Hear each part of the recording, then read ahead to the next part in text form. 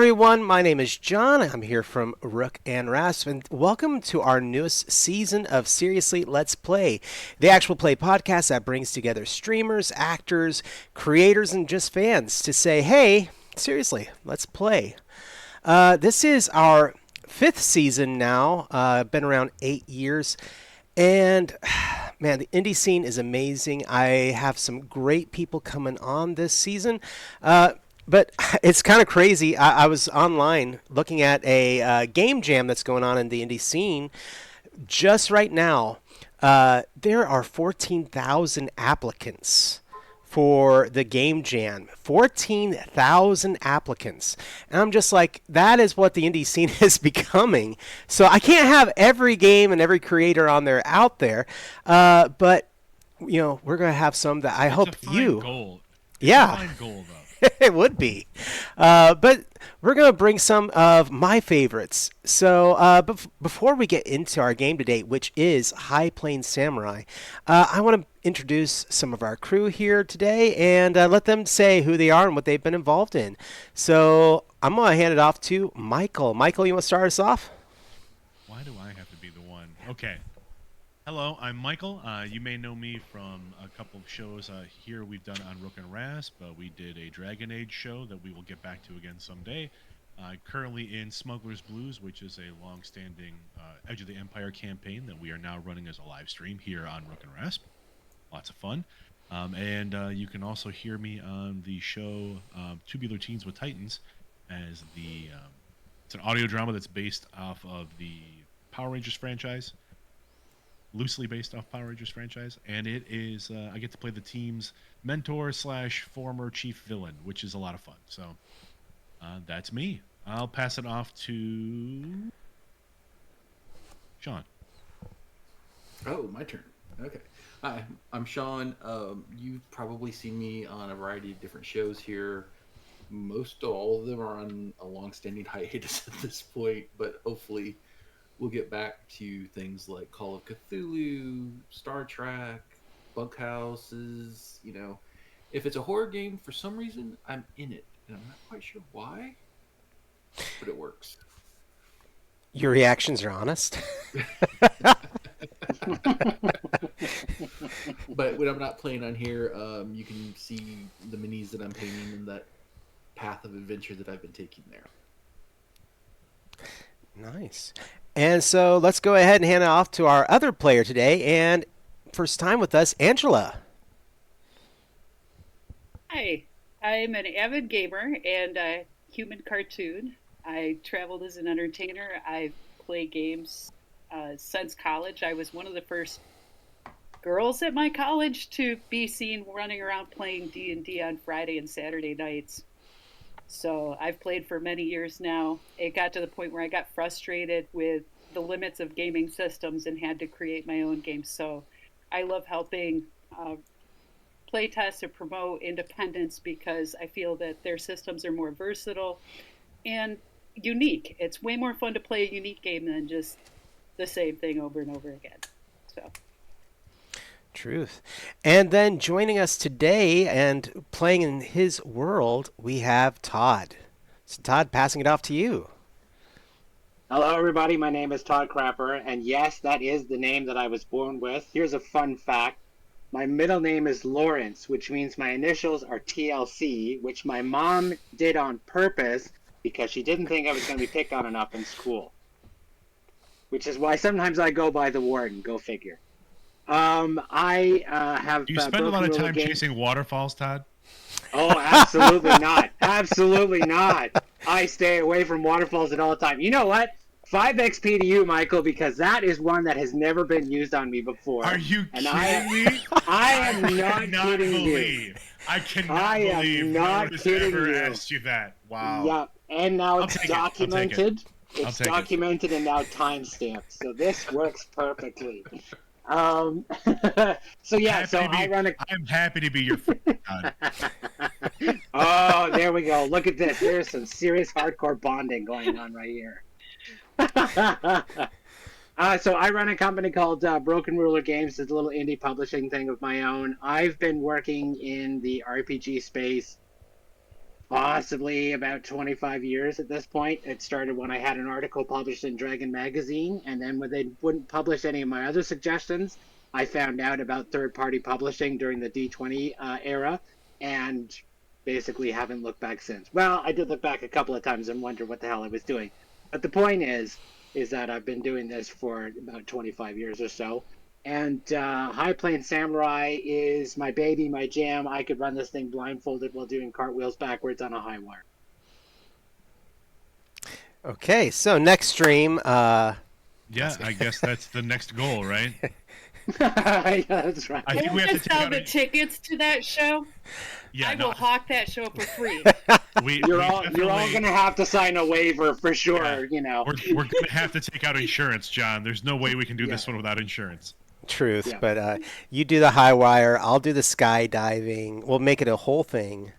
You know. Perfect. T-Max. Cirque du Soleil presents High Plains Samurai.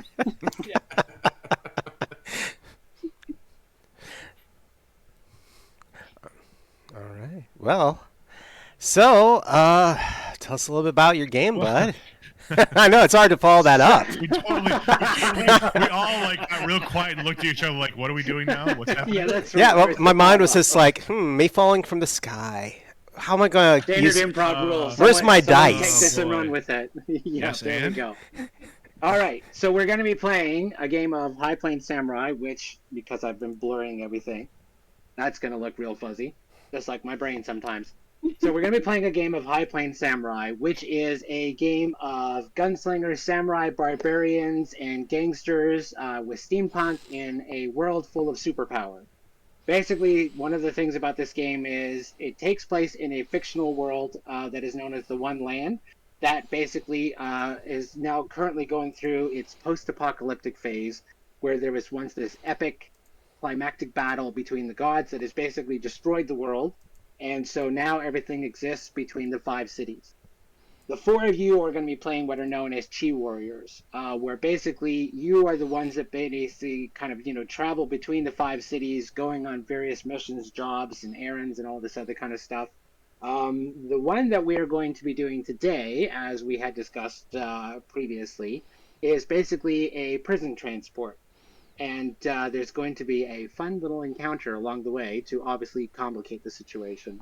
High Plains Samurai is predicated on the ideas that you are violent characters who use violence to solve your problems. And this is very much a writer's table game. So a lot of the mechanics aren't just about whether or not you succeed or fail at what you're trying to accomplish, but to then determine which other player is going to determine the outcome of that. So I'm just going to quickly go over, the basic mechanics of the game. And then what we're going to do is we're going to establish what are known as the formats of the game, which are certain parameters on how we want to play, like movie ratings, like lines and veils and all this other kind of stuff. And if there are any other questions or anything before I get started, because once I get rolling, this ball doesn't stop until it reaches the bottom of the hill or runs over Indiana Jones. Awesome. All right. So the main thing with High Plains Samurai is that each of you as players are actually considered to be writers. So one of the basic premises of the game is don't ask if something happens, tell us what happened. Because everyone is going to be able to create and add on to elements of it, and even during play, I might even, as the director, I might even ask for certain elements of just like, if we go inside a building, well, what exactly do we see inside of this building? What kind of rooms does it have? What's the decor? And so I like to allow the writers of this to be able to kind of flesh and add elements to it. When that happens, these are what are known as initiatives. So whenever somebody creates something for our particular story, that writer is basically the one that has final say as to how exactly it could be used. So, for example, if let's say we walk into a room and the writer describes that it is full of these Mayan-style kind of architectural elements that are inside of this room. If later on, if a player wants to add on to or embellish it or offer a recommendation as to how they might possibly be used, the writer that created that initiative has kind of the final say. So if they like what someone's adding to it, they could give a thumbs up and say, yes, I love it. Or they could even say, well, in this particular case, these ones won't work as booby traps because I had imagined these as being relics to this long lost deity that people have forgotten, like over thousands of years ago. And in which case we can then kind of rewrite to establish with it. So no one person is going to be, basically controlling the setting of this game. There are going to be certain elements that I will make sure to get into before we get started that are kind of like the key initiatives that are built into the book. But for this game, I'm going to keep them much looser than I normally would because that's how I like to do things for one shot. Everything that you do is known as a description. Whenever you have a turn, that is known as a description. It is basically fully encompasses everything that your character is doing in that particular turn. Within it are a number of details. So one of the main things I like to encourage players with is that when we start getting into the action element of it, say for example, your character has 3 details available to them in their description. Feel free to use all those details to embellish and to do things with it. So if we were getting into like, hand-to-hand combat, feel free to start using some of those details to throw, like several kind of twists and turns and punches, grabbing a piece of furniture and throwing them. It's not going to be until you get to your last detail that you will actually then roll dice, and that is known as the key detail. So much like when you watch action movies, there's a lot of things that are going on. We're not going to be rolling dice for every single detail that you perform. So feel free to embellish and to add on to it. Details are a way that you can basically describe how your character moves from one end of the room to the other. Whole bunch of ways that it can happen. And I mention this because there's going to be certain elements where you need to use your full description to take care of an issue, or sometimes you just need a single detail. So that's one of the key things about that. Whenever someone provides a description, someone is then going to provide the outcome. And the dice are going to help determine who it is that's going to provide the outcome. What is the actual result that happens based on what the dice have told us? So if the dice say, well, it was successful, but another player gets to determine it. Most of the time, if it's one of you providing the description, it will be me potentially providing the outcome for it. If it's one of my characters giving a description, then one of you will be able to provide the outcome. And that's basically how the mechanics go. And this is why it's known as a writer's table game. It makes sure that no one person is constantly controlling the narrative, and we're constantly having to kind of work off of each other's ideas to get towards a satisfying conclusion. Mm-hmm. Or if it's a TPK, and then it's an unsatisfying conclusion, but it has never happened yet, so I highly doubt we'll get there today. The main thing whenever you roll is it's known as a complication roll. Anytime you're trying to do something to a character that they don't want is when you'll be rolling dice for it.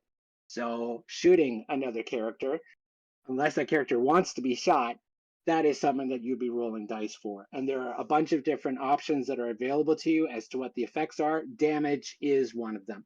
And that's something we'll get into a lot more as we play, and I'll help you out with that.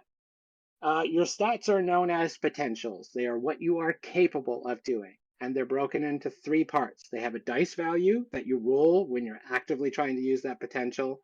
They have a defense, so whenever your character is being attacked, you can choose which potential would apply and then use the defense score listed with it. And each one also has a number of details.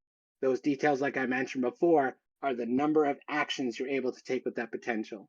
So when your description starts, you're going to provide the potential that you're going to use to frame that with. There's going to be some scenes, especially in the beginning, we're just going to freely role play it. We're not going to get into details. But once we start getting into the turn-by-turn action, that's where we're going to start. You start your turn by announcing which potential you're going to use. And yeah, everything else with it is vitality is basically your hit points in the game, but they also are a way of cheating. So, for example, one of the things that you can do is you can shift the die result.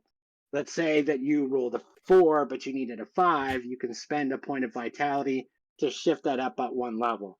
However, your opponent also has the option to shift it down if it's available to them. Not all characters can spend their vitality this way, but some of them can. And so there's various other cheats that I'll kind of help out and make some recommendations as we go with. And that's basically it in a nutshell. Um, your characters, almost all of them, with the exception of Mauser, have what's known as a chi power, which is a very specific superpower. How you use it is completely and totally up to you. So Zai, for example, has the ability to control ice. How exactly that works is completely up to you. It is, think of it as being more as a narrative option that is now available to you. The way I like to describe it is if you have a character that can fly, well, you don't have to worry about taking stairs or climbing a ladder when you're using your description. So they're very narrative, but there's an option for you to add them in there mechanically as well. And then you have some additional resources that we'll choose on a scene to scene basis, be they weapons, armor. Your chi power can be used as a resource, all this other kind of stuff. But that's basically it in a nutshell as far as how to actually play High Plains Samurai. Awesome. So for this in particular, we have agreed on the idea of that your four characters are basically doing a prisoner transport. So let's take a quick little moment and let's have everybody introduce their characters. Let's start off with John. Why don't you tell us about your character? Because I imagine that yours is the whole reason why we're here. Yeah. Yeah, he is.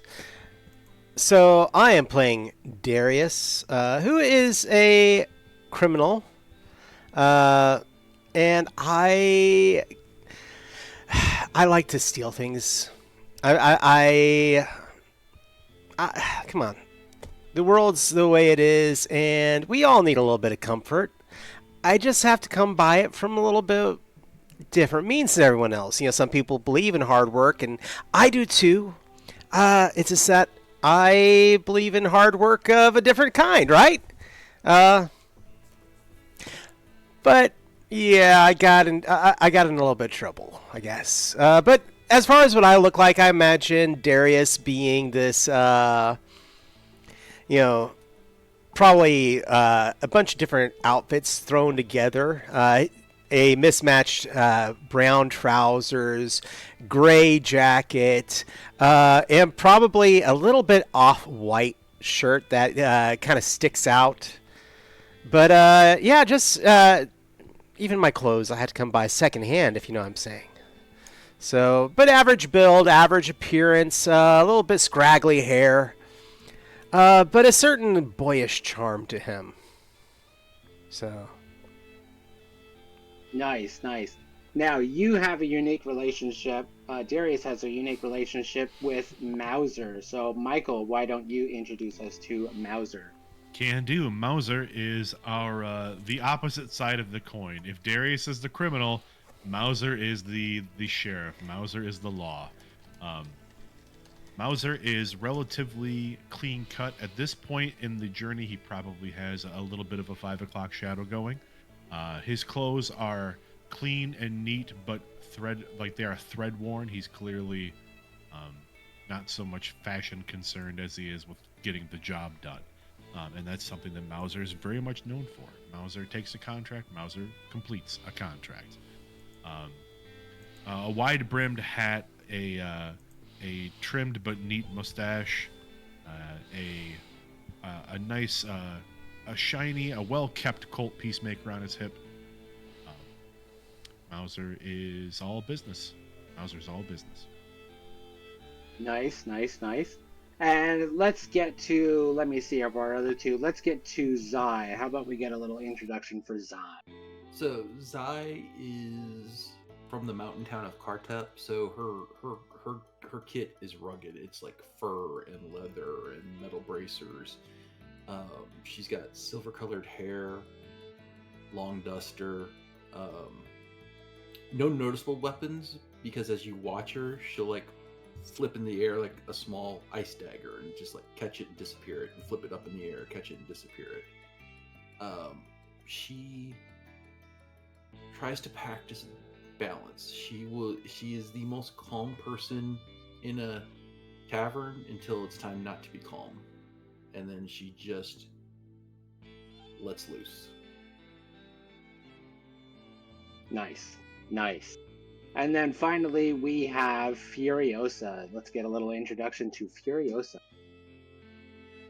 All right.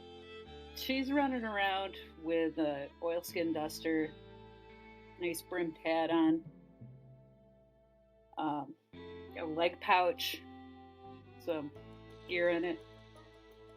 Plain clothes that are old and worn and faded, but well put together, not falling apart.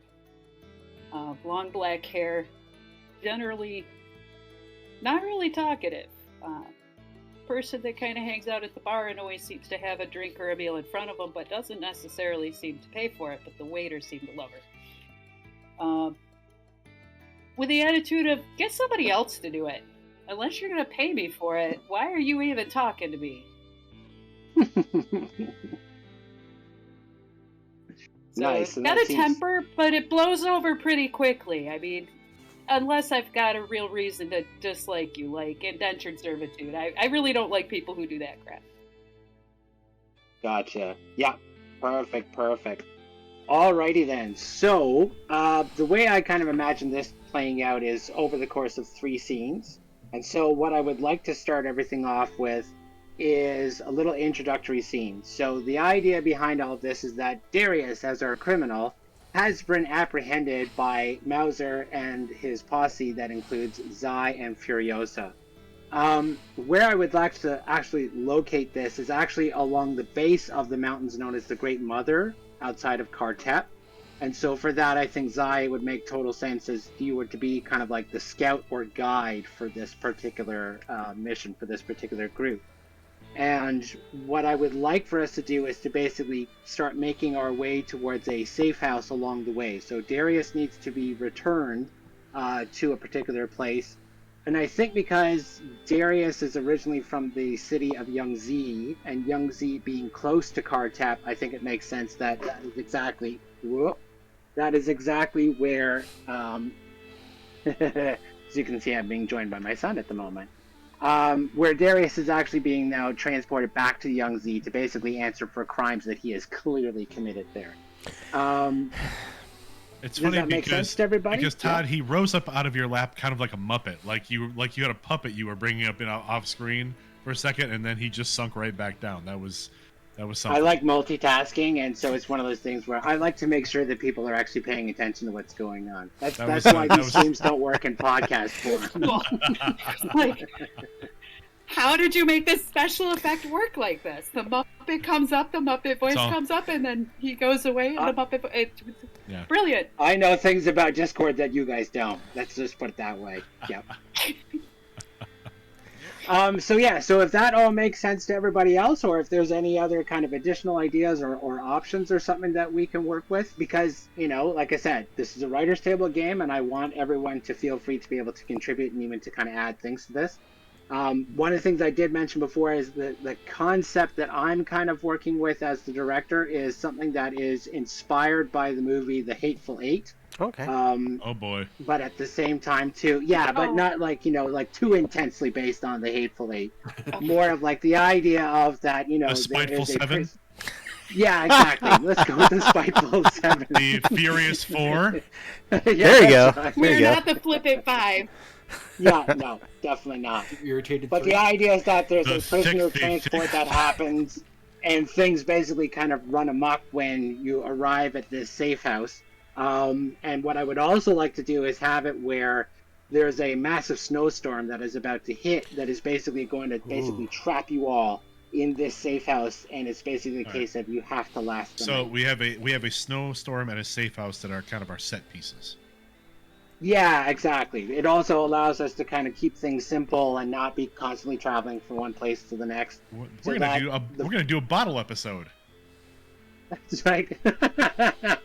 I'm having such a community moment. Yeah, well, tell her to suck it. We're doing a bottle episode. Bam. So if that sounds good to everybody, or if there's any other options or ideas before we get cracking. Sounds good to me. All right. Excellent. So for the first scene, I think it would be good if we just kind of started off with just generic role playing. Let's not focus too much on the mechanics. If they come up, they come up. But I think it would be a good way to kind of start by seeing our 4 lead characters. You're kind of traveling through this rugged, forested area of at the base of the mountains of Kartep. Basically, if I'm Canadian, so I'm going to go off Canadian geography. But imagine something that is very similar to the forests of British Columbia or possibly Seattle, Washington. Canada has forests? Canada has forests in spades. And then some. We have more trees than people up here. We have so many trees, they have voting rights. Let's just put it that way. Of course, their party never wins, but regardless of which. So let's start everything off with basically the 4 lead characters, basically kind of traveling around. Let's see some interactions going on, the character dynamics going between everybody. And then at some point in time is when I'm going to chime in with, kind of when the safe house, the cabin comes into view, and then we will take things from there.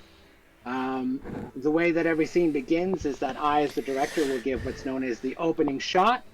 And then from there, whoever wants to then kind of chime in with it. In fact, I think what I'll do is I will pass off to you, Michael, to get started.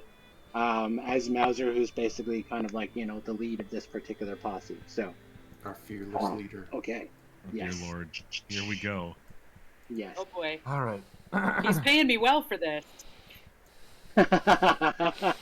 Paid? You're getting paid? Hey, watch your lip. Nobody's got I better paid be yet. getting paid. Ain't nobody getting paid yet. Now, Zay and Furious, just keep your eyes open. Darius is wanted, as you well know, and while we may be in a bit of a remote pass here, you never know when we're gonna get ambushed. A little hornswoggle going on here. So just keep your eyes peeled. Well, this area is not known for bandits, and his posse abandoned him as soon as he got arrested. Wow. Not surprising. A mouse. Miles back. Oh, mouse. I totally forgot one thing we need to establish before we get going any further. There's a couple of formats I want to establish. Because we're going to be playing characters with violence, I want us to set a movie rating as far as like how violent or graphic the violence is going to be. I find using movie ratings are a really handy way of doing it. So if we were to go with an R rating, there would definitely be blood involved. There's the opportunity for there to be gore. Even then, it can still kind of exist on a bit of a scale. PG-13, where they're violent, but the bloodshed and everything is kind of minimal. And PG is something where it's like somebody could, get shot, but we don't really go into a lot of, there's no opportunity for even like a bloody nose or any of this other kind of stuff. People might not necessarily get shot. They're more punched more than anything else. So is there a personal preference for a rating not to do? I think is the easiest way to start.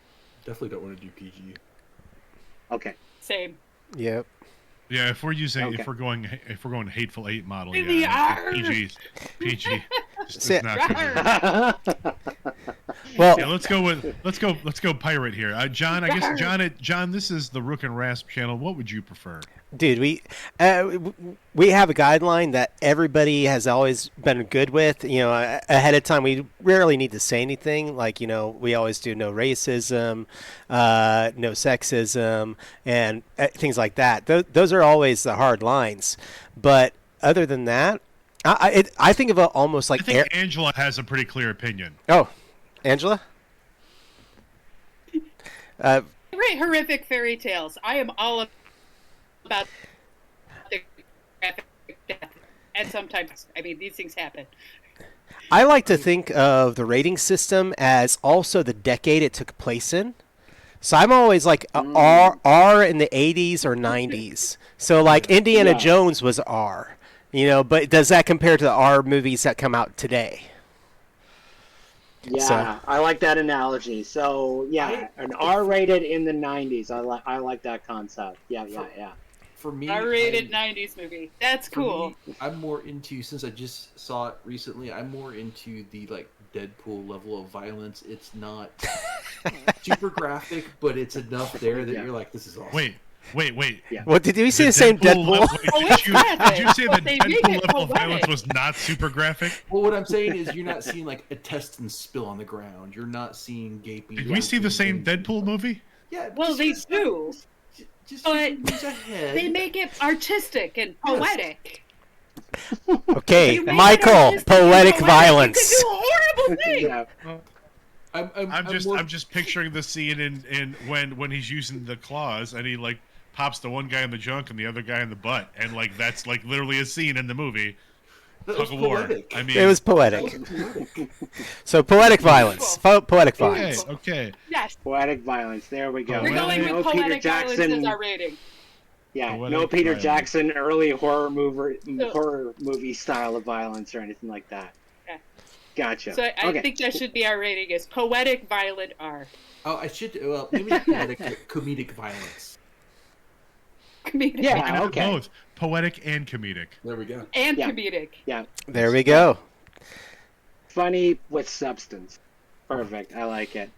And then finally, I just want to see if there are any kind of lines or veils or anything that we want to establish based on the parameters of what we've come up with. I mean, obviously, there's the standard stuff of, like no racism, no sexism, like John mentioned before.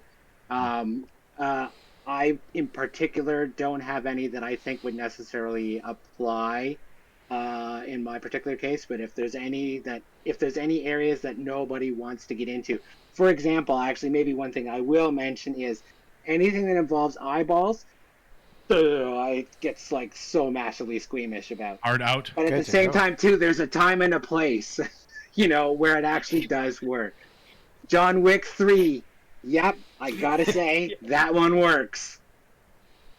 But other times, no can do. So that, I'm gonna say, is a bit of a veil for me, is anything involving eyeballs. Let's just kind of leave that out, maybe. Or not get into super graphic detail. Are there any others before we get started? Like violence against children, I'm not a big fan of. Yeah. Yeah. I don't think that'll be a problem in this particular scenario since we have no kids in the group Exactly. with us. I don't think there's going to be any at the safe house either, so I think we're probably fine. Yeah, Safe House and we will actually is make a an point of orphanage. not having any. Yeah. The safe house is an orphanage, It is Sean? an Is that what you? orphanage. Oh my god! Oh, it's they better not hurt those kids. Oh god! No. And also, violence against like domestic pets, Yeah. Oh yeah. That's- Yeah. that's animals Okay. in general. But yeah, Well, like Unless the animal instigates it. Like a bear charging you, yeah. yeah, if the animal is considered a monster, that's one thing. But if the animal is just like a squirrel minding Random. business, yeah, right? Yeah. Poor Yeah. squirrel. Yeah. Right. Yeah. It's like whenever you see someone has a pet dog in a movie and you're like, oh, nuts, they're going to do something to the dog. yeah. The no, dog. Okay. Yeah. All right. Cool. Any Back others? to John Wick again. Okay. Yep. There we go. Fish. No, see, They in do that that case, with that fish, also too. works. Yeah. Fish tank in the movie. The fish is guaranteed to die. Yeah. Yeah, that's true. That is true. Poor fish. Okay. Are there any others before we get cracking? No. Okay. Kraken is actually one of mine. I'm not a big fan of deep sea creatures like that. So Okay. Is that a I kid- line I or kid. is that a veil? I kid. No, I kid. It's I actually entirely not kid. It was just Okay. a joke based on the word Kraken. Again, we're in a snowy mountain in a remote cabin. I don't With think poetic I'm gonna say comedic Kraken. violence. If we run into a kraken here, I'm literally gonna wonder what mushrooms you ate on the trail. I'm looking forward to it now. Alrighty then. Y'all never heard of the boy. deep desert kraken? Oh no! Um, High mountain there's- kraken comes out at night. Todd, There's you got some writers here there's with you. There's a I there's a do. lot of Oh, we're joke gonna be- potential. There's a lot of joke potential happening right now that I'm. Yeah. I'm How gonna much are just you- let it- Paying that kraken to bust you loose from us, buddy. All right, let's get started. I'll give the opening shot, and then we'll go into our very first scene. So we start with our opening credits, and they actually take place over a purely white screen. And we start to see the studio's name, production companies, and then we see the title of the film, High Plains Samurai, Black Scorpion. And then as we start to see the actor's name, we can see now that the camera is actually starting to pan down from a very cloudy sky, and there is already a very heavy snowfall that has begun to come down on this particular area, which is a very like a deciduous kind of a forest with evergreens. And if you are a forest person and I used the wrong terminology, my apologies. But we see a lot of kind of evergreen style trees and stuff like this. It's a very wintry area. In the distance, we see these large looming mountains, snow-capped, but it is a little bit kind of blurry with the amount of snowfall that's happening. We hear this gust of wind that's starting to blow over the area, as everything about what we see and hear very strongly indicates that there is a blizzard approaching. And as the camera finally settles down, we see this opening in this forest trail, and we see approaching towards the camera a foursome of characters, and they also have a wagon and a pair of horses. Mauser, if you would like to go ahead and from there, and let's just kind of do a little free-form role-playing for a while.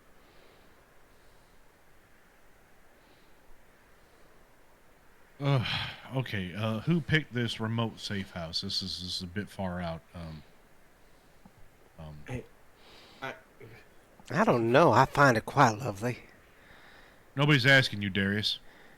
hey, we're lucky there's a safe This was house not my here. pick. I would have taken one down in the valleys. I'm not the one that ran all the way to the mountains. That's Darius's fault. I just know that the safe house is close by.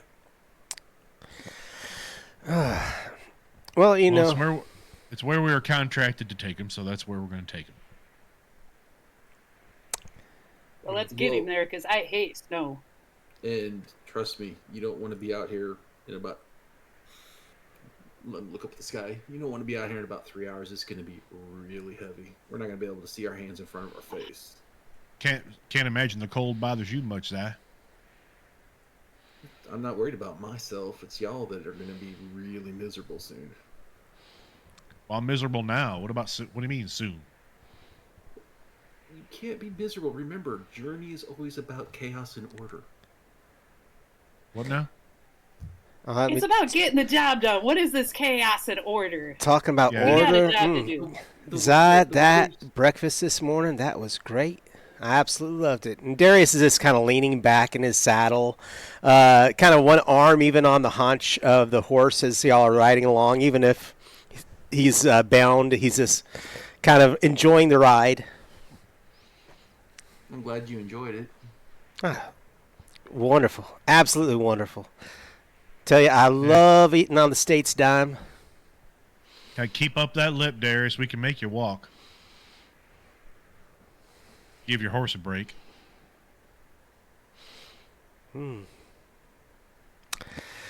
Oh, Mauser.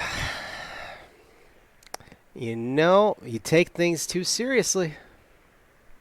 I mean, just because our dads was friends, don't mean we gotta be. true, but Wait, you knew this guy? we're out I've here. It's beautiful. Weather's nice. You can hear the sounds, the eagle ever so often over the sounds of these hoofbeats. You just gotta live in the moment a little bit. I think you live in the moment a bit too much, if you ask me. There is no too much in my book, my friend. I mean, there's a reason you're the one that's bound on a horse and we're the ones riding free. There is such a thing as too much. You have to have balance. You have to have the responsibility plus the excess. You have to balance it.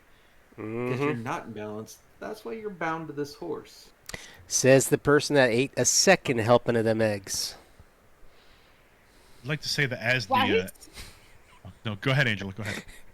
while he's distracted you, I am going to take my horse and I'm going to ride around the edges. I want to make sure that none of his buddies are around because he's talking awful nice. Gotcha. Yep. I have a question, actually, Darius. How exactly are you bound? Like you've indicated enough that you're able to move your arms somewhat, but how exactly is it that you're bound? Oh, I would say probably just some very strong rope around the wrists. But I don't imagine that my legs are bound if I'm in the stirrups of the saddle. Okay. All right. So you're tied up with some rope, but Mm-hmm. basically just like around the wrist, enough so that you still have some movement, but that someone like Mauser can still kind of grab hold of it and kind of start hauling you around if needed. Yeah. And Okay. Well, what is his it that you his can... horse is probably tethered to Mauser's horse. Yeah, exactly. He doesn't Yeah, have that's, a bridle to control it. Mauser's controlling his horse. His yeah, horse for sure. is that way he can't just kick his heels and be off with his hands tied. Yeah. Okay. All right. Cool. And I'd also like to stipulate, or not stipulate, but possibly add that you're kind of loosely bound, but you're also kind of linked to the horse, which would prevent you from jumping off the horse and trying to run. Yeah, I feel like Where am I Mauser's- going? Darius's restraints are definitely tied to the horn on the saddle. Okay.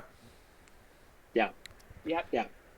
And I think an important thing to kind of clarify as well too, because while we haven't established what Darius' chi power is yet in the game, when it does take effect, the ropes itself will not apply to it. So the idea is that if he does use his chi power, the ropes are still going to be noticeable. Oh, okay. I think that's an important thing. All sound good to you, Darius? I tend to Yeah. actually call players by their characters' names because my short time in directing, that's how I did it. Mm-hmm. So I will almost always refer to you by your character's name. Oh yeah. Now Darius is perfectly fine with that. Okay. Anyway, Perfect. what did you do? Who did you piss off? My friend, where does the list begin? Well, probably the most current infraction, I would imagine. The most current infraction would be last time. I think that was last time I was in custody. I've been on the run for a bit. Last time I was in custody, there was this young lady, and she had services, if you know what I'm saying. And I'm afraid that I couldn't pay, and neither could the gentleman whose custody I was in at the time, which legally that was their responsibility. I don't think that's ever anybody's responsibility. No, as a man of the law, I can If I, quantifiably say that is not my responsibility to pay for that. I was in there. It was not me. It was not me. I was not the person that he is referring to. But I can simply say that, as a man of the law, we would not be responsible for paying for your your private services. I was in state custody. I don't have any money. Who else is going to pay for it? Well, then you just don't get those services. Well, That's that not was something never you- agreed you on. don't we don't provide that to no prisoner. None. Well, that's not something that was agreed on either. It's not something that you have to agree on. It's the law. You don't get a choice of whether you agree with the law or not agree with the law. The law is the law. If you choose to break the law, that's how you end up on a horse bound, being dragged to a remote safe house in the what I can only assume is the cold depths of hell. So what you are saying is that there is somebody out there that had the foreknowledge to think to themselves, hey, while someone is in custody, they cannot take services of any sort. You're saying that somebody actually thought of that. I think the services that you're referring to, yes, I believe that I would believe in our our founding fathers and the laws that the founding people of our state made. What kind of services you think I'm talking about? I was getting my clothes washed. That's not what the Oh law my I knew says. that was coming. My goodness, Mouser, you got a mind on you, my friend. No, I don't have to. I don't have a mind. And Mauser unfolds a piece of paper from inside his jacket while he is writing. I can quantifiably say that on this paper, it says that you were engaged in services that were not laundry related. Oh, that is true. But there's got to be more to this. Laundering involved? Laundry, no. But You don't hire us because someone stepped out on their fun time bill. He's not going to tell us the truth. He's going to have some pretty little swan song anytime you ask him no. anything. I Was mean, it again- murder or robbery?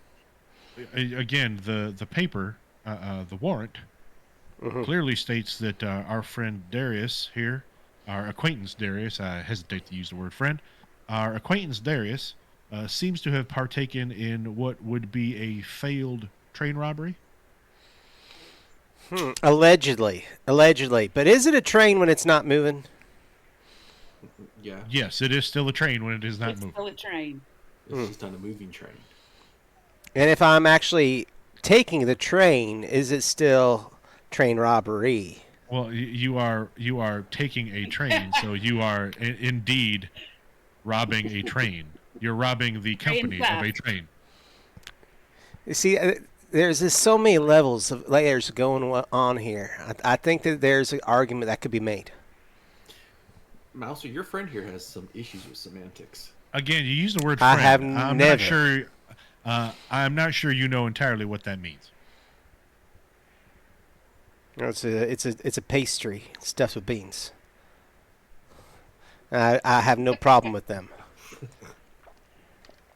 At one point, I imagine that this conversation, that this debating debacle that is happening, with the snow that's pelting everyone in the face and everything like that, that at one point we actually kind of, cut to this long shot as we hear this rambling conversation kind of echo throughout the forest and everything like that. Now, Furiosa, you mentioned that you were going to start kind of riding ahead a little bit to kind of, check to make sure that Yep. there's any trouble. Riding. I think When- Furiosa was riding perimeter, right? Yep. Oh, kind of like encircling and everything like that? Okay, Yeah. okay. Gotcha. But, So yeah, you're just not seeing Staying much in of orbit around anything. him. Yeah. No, okay. but I can You're hear not... them, and every now and then Yeah. I just exclaim, "Jesus Christ!" at the coming out of his. Yeah. Yeah. Alrighty then. So then, is there anyone who is actually going to be kind of, like taking a lead or scouting ahead or anything like that? Since I'm familiar with the area, I'm going to be riding point. Okay. So, Zai, when you ride up ahead, it doesn't take too long. While you, I imagine, would have a little bit more, kind of experience when it comes to being able to see far in in an upcoming blizzard. And you can definitely tell that it's starting to approach. There is something about the crispness of the air and the bitterness of the wind that is telling you that it's a really nasty blizzard that's coming. But based on the geography nearby, you are able to tell that you're getting close to the cabin, to the safe house that you had mentioned to them before. And then off in the distance up ahead, you can see some like gray smoke that's actually rising up over the trees. Good news. I think I got eyes on the safe house because we need to get inside. It's going to get bad for y'all, like really bad. Storms like these, you're gonna have to hole up for 3 to 4 days. Oh man, we're stuck with him for 3 or 4 days. I got to listen to that. I mean, there's always a gag. Yeah, we don't gotta listen to nothing. I mean, we can certainly bind him if we need to. See, I figured he has to be your friend, or you'd have gagged him a while ago. Again, part of this is just being used to the man. When you listen to him long enough, you learn to tune it out. And it did help the miles go by. Did it though? A little bit for me. I know. That was my thought. I was going, did it though? I don't. Oh. Again, oftentimes when Darius speaks, my mind drifts. Much like the snow is drifting around us, we should probably get a move on. And that helps the miles go by. You're not thinking about how long you've been in the saddle. I appreciate you taking a positive spin on this, Zai, but I feel like we're of two different minds on this. I can see that. It's okay. There ain't I enough still like working with you, Darius. tobacco and whiskey to listen to him Mouser. all day. If we're lucky, there's some at the safe house. Yeah, but is that smoke I smell on the wind though? Yeah, I'm hoping it's the... Well, yeah, if I got to listen to him, I definitely am smoking right now. I'm curious, Darius, is there anything that while all of this talking and conversing is going on, is there anything that Darius is doing kind of like a little off to the side as to indicate that he might be up to something, have a possible way of breaking free when the moment presents itself? I think Darius is waiting for a better moment. It's too open. Everybody's ready for it. I think he's more paying attention to the environment, looking for things that might come up. Like he wants to see this safe house. Maybe it's on the side of a mountain. That could be helpful. Things like that. Okay. So at the moment, just being alert, paying attention to surroundings, and so that if you are able to make an escape, you know how to get the hell out of here. Okay, Yep. I just wanted to double check on that. Okay, good. Mauser, I am actually curious. This contract and everything that you have, what exactly is the bounty that will be received once Darius gets delivered? Once Darius is delivered to the holder of the bounty, which will remain nameless at this time. Once Darius is delivered, the posse will receive 2,500 to split between them. Yeah. Okay. Good enough. Split evenly, or is there kind of like if this contract basically were unfurled a little further? Let's make it 3,000 to make an easy even split. Okay. All right. Sounds good. Furiosa, I'm wondering what's in it for you in this, aside from the money. I'm Or is it observing all right about the now. money? Yeah. It's in part about the money, but information has value too. So I'm observing because you never know where you might find a gold mine. Okay. Alrighty then. Zai, what about with you? What is in it for you other than the money? Or is it just solely for the money? No, it's just not for the money. I mean, girls got to eat, but it's also for the journey. Yep. Journey before destination. The whole balance of life, going from one place to another, experiencing things, trying to keep centered. That's one of the reasons why I do this. Alrighty then. So a little bit for kind of like the experience and everything. Okay. Good. So the cabin is starting to come up ahead a little bit. How exactly do you want to approach this? I mean, it's a known safe house, so we're not expecting trouble per se. Do you want me to ride ahead and talk to them first? I'm pretty good at talking to people. Let's make sure that he hasn't got friends here. Yeah, Fierce. Why don't you ride up and set the stage for us? Yeah. Yeah, because I might be good with ice, but my thing is people.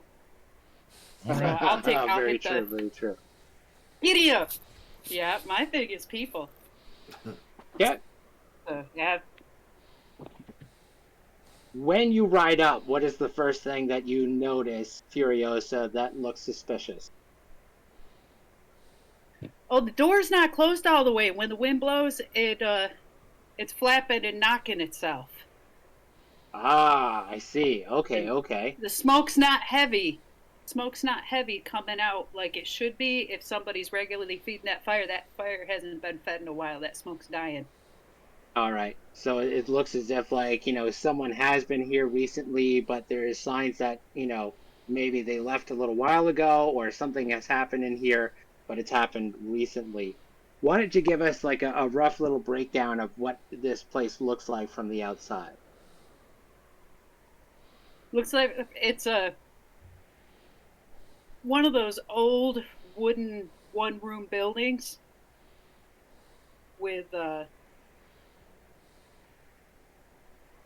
faded paint on the outside. It looks kind of grayish brown. It's weathered. Can I add to this, Angela, a little bit? Yes. What if it's an old schoolhouse, like an old one-room schoolhouse? Yes. That's what I was thinking. It's an old one-room schoolhouse. So there's windows, but there's a lot of heavy tapestries over the windows because of the weather here to keep the cold out. But in the good months, they'd be able to pull those back. So can't look really through the windows, but there's definitely a lot of windows. And thick wooden door. It looks like the fixture, the handle used to be expensive, but it's kind of worn now. And maybe there's an added stable next to it. Barn out back. Like Yeah, like a far little out stable, back. like a something like that. Yeah, that they obviously built after the fact, right?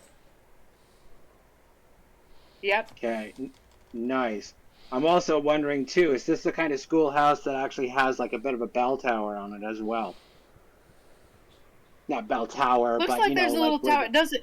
Yeah, it has the little midsection, little upbuilt roof thing, but you can't tell if it's functional or not. It might just be for looks, or it might be for shooting birds. Okay, all right. So there is a little something up there that you know may or may not be a bell tower. Has not been established just yet. Okay, cool, cool, cool. Um, when you pull up to this, and like I said, you see that the door is ajar, and some of the snow from this approaching blizzard has started to blow itself inwards.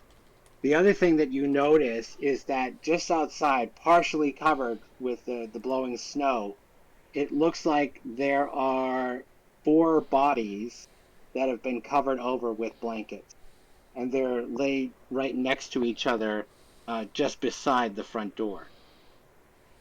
And in fact, at one point, with the wind that's gusting, one end of the blanket actually is kind of blowing up, and you see a pair of feet sticking out from underneath.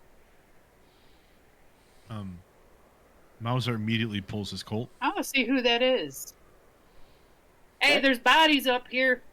Anybody alive around here? I'm gonna actually open the door because I know Okay, so let's. Mauser and Zai are coming up right behind me. So, Okay, but I'm all gonna right. let So them we've get got. to me before I go in further. But just in case a friendly is here, I figure saying something might be good. All right, so we've got Furiosa basically positioning herself right at the front door. I want to make sure where everyone else is at this point in time as we proceed to enter the schoolhouse. I think Mauser's going to stay mounted with Darius's horse still tied to his, and kind of take a position a little further back from the doorway, so he's got a better a better line of sight on not just the doorway but the corners of the schoolhouse. That old Okay. barn building, especially out in the back, he's a little wary of right All now. right, and what kind of weaponry does Mauser have? I remember you mentioning something about a Colt. Yeah, Do you have? Is there anything else that you he's might got carry a with you? he's got a he's got he's got a long arm. He's got a Winchester rifle, like a repeater, like in the Okay. saddle of his horse, like holstered in the saddle, but he pulls his Colt, his Okay. sidearm. Okay. And then Zai is gonna since the Zai's gonna go look at the bodies, hop off the horse, go down and see if we know who they are. Okay. And then Darius, with you obviously having to stay close to Mauser, what are you doing in particular at this point? Now that people have started to kind of spread out, you know, is there anything in particular that you're trying to do at this point? Yeah, Mauser thinks this is an ambush, and he's not certain if it's a good one or a bad one. So he kind of 180s in his saddle, like just spins in place and looking out the backside, looking over the backside of the horse. And he's gonna lean down on one side just in case anybody starts shooting. Okay. So kind of, you know, duck yourself down. Try and use the horse as cover, so to speak. Mm-hmm. All right. All right. Good, good, good. Let's go over to Zai at this point. You're pulling back the blanket. How exactly are you checking this out?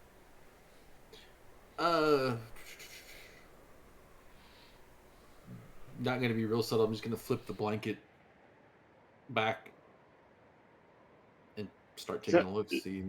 yeah, so each blanket is like individually placed over as if like, Okay. you know, rather than being like a big long blanket that Okay. covers Gotcha. all Gotcha. four of them, it's like one blanket per body. When you pull back on the first one, you see someone very recently deceased. In fact, you actually see their throat has been cut, the dried blood that had been running down their neck, and they are dressed head to toe in the full regalia of a samurai warrior of Monsoon.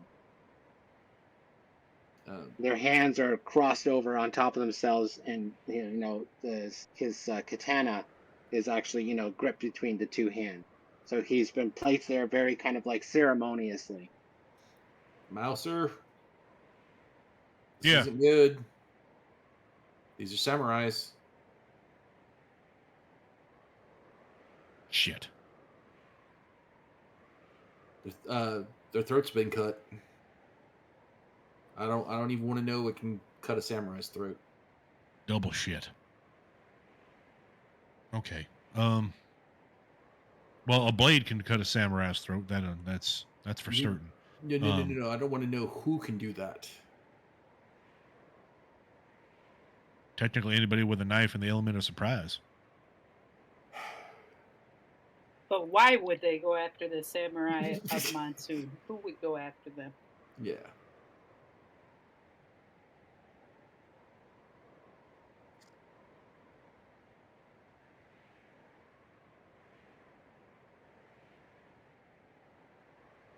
These samurais weren't here to kill you, though. I was gonna. Did you? Yeah. What did you do to them? To.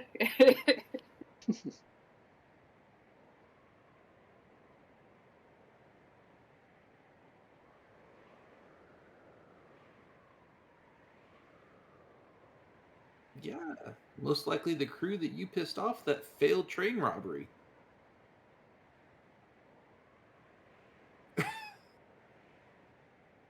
Furiosa, because you are standing of by the parties. partially open door, when you take a peek inside, you can see that there's not too much in the way of furniture.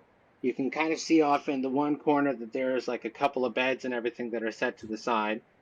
But you can actually make out just a fraction of which you can see that it looks like that there is somebody tied to a chair with a sack, like a black sack over their head, and their head kind of leaned downwards, and their arms tied behind the chair.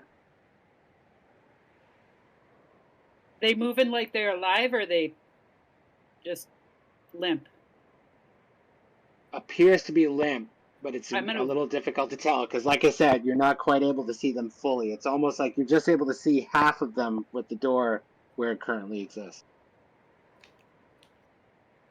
I'm gonna knock lightly and say, I am not here to get involved in any kind of violence. I am just coming in as a friend. There's a storm outside, and I was looking to see who's alive in here. Hello, anybody here? And with that, I will walk in and start looking at the rest of the room.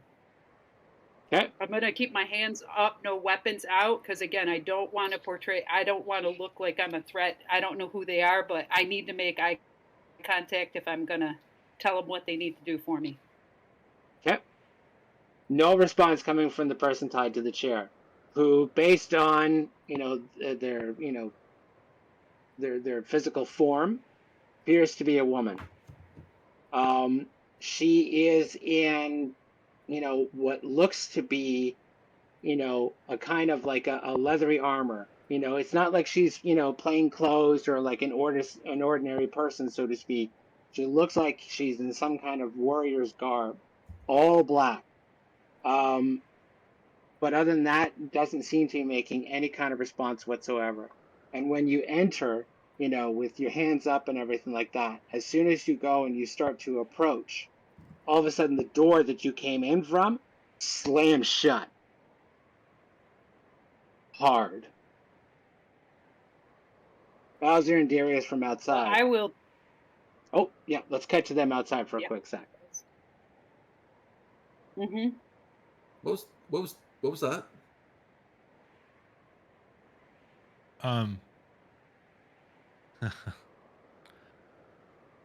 That door slams shut. As Furiosa enters, the door slams shut. Like, I can clearly say she did not slam the door shut, right? She's still tied to the chair, arms behind her. No, I meant Furiosa. Oh no, me. Oh, from outside, Furiosa walked in the door, and like I could just see the door slam shut behind her. Yep, that's right.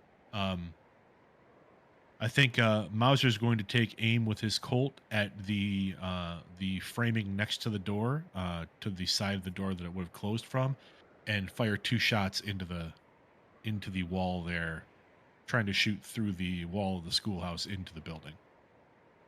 Okie dokie then. Furiosa, you're inside, and all of a sudden a couple of bullets fire from outside. Like from I told you I'm not a threat. Like like to the left of from where the door would have closed from, right? Yeah. That As if side someone were standing behind the door there. to Yeah, shut exactly. it. Yep. Yep. Hits nothing. There is nobody there. What the hell, Mouser? Now, yeah. So Furiosa from inside, what do you do? So there's nobody in here? Yeah, no, I'm going to reopen the door and go, stop shooting! There's nobody here! Don't shoot anymore! No, sorry. I thought someone slammed the door on you. I figured I'd maybe do you a favor. No, it was weird. It was like the wind or something, but there's a lady tied up in here. I'm going to go over and take a look at her and see if she's alive. Did I? I didn't hit her, did I? No, nobody's been hit. Nobody's hit. But there's a lady tied up to a chair in here. I'm going to go see if I can figure out anything about her. All right, I'm going to go tether the horses. She's even alive. I'll take care of the horses and we'll get Darius inside. Zai, why don't you see Darius inside and I'll tether the horses. Come on, Darius, let's go see our new friend inside. Furiosa.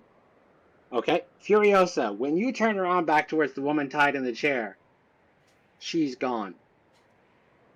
There is just an empty chair sitting in that same spot. Brilliant! The wood walls it's brilliant because I didn't get shot. Yeah, the wood walls are beginning to creak, as if like the building is starting to sway with the wind of the blizzard outside. And there is this chill that you begin to feel run down your back. Hey, calm down in here, lady. I am not here for you. I have no idea why you were tied up to a chair. It's a blizzard coming. Me and my friends are coming to take a bounty, and that's it. We don't want to attack you. We don't care what you are here for. This is a situation where everybody needs to survive. I happen to like my life, lady, so I'd rather talk to you, and how about letting me trust you enough that I can put more wood in that stove so we don't freeze to death. About that time. So I'm going to take the tact of trying to ignore her somewhat and look like I'm trying to actually make it safe to be in during a blizzard in here, because maybe that'll calm her down. So Zai walks in with Darius. Thought you said there was a woman in here. There was, but that, I'm not sure where she is right now. Instead, I'm going to just focus on making sure that we can stay alive in here. So I'm going to go feed that fire. She disappeared? I'm sure she'll show back up when she's good and ready. I think the best thing to do is not threaten her right now. Yeah, but there's a rumor in this area. She's called the Old Woman of the Mountain.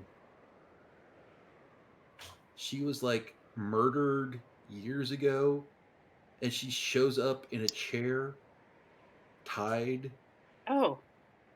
Was she wearing like she do anything? Yeah, she had a black hood on, and her arms were tied behind her back in the chair, and she didn't move at all. I mean, I've heard all the old timers talk about it. Like it happened like a long time ago. But yeah, you're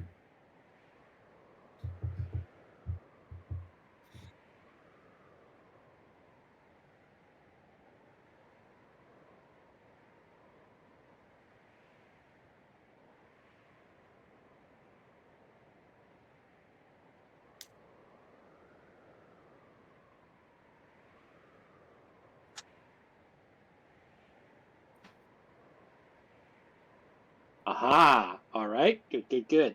So now you've got yourself a little bit of knife you've snuck in. Okay. Good.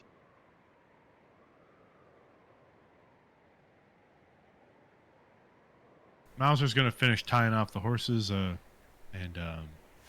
we're going to take a moment to kind of look over the barn while he's getting the horses squared away. Mauser, as soon as you go and turn around, from like tying up the horses, all of a sudden, right in front of you is this very tall, slender woman, long black hair, but that black hair is like, covering up her face. and she stands in front of you and just suddenly reaches out as if like to grab your throat. And then as soon as you're able to react, just disappears.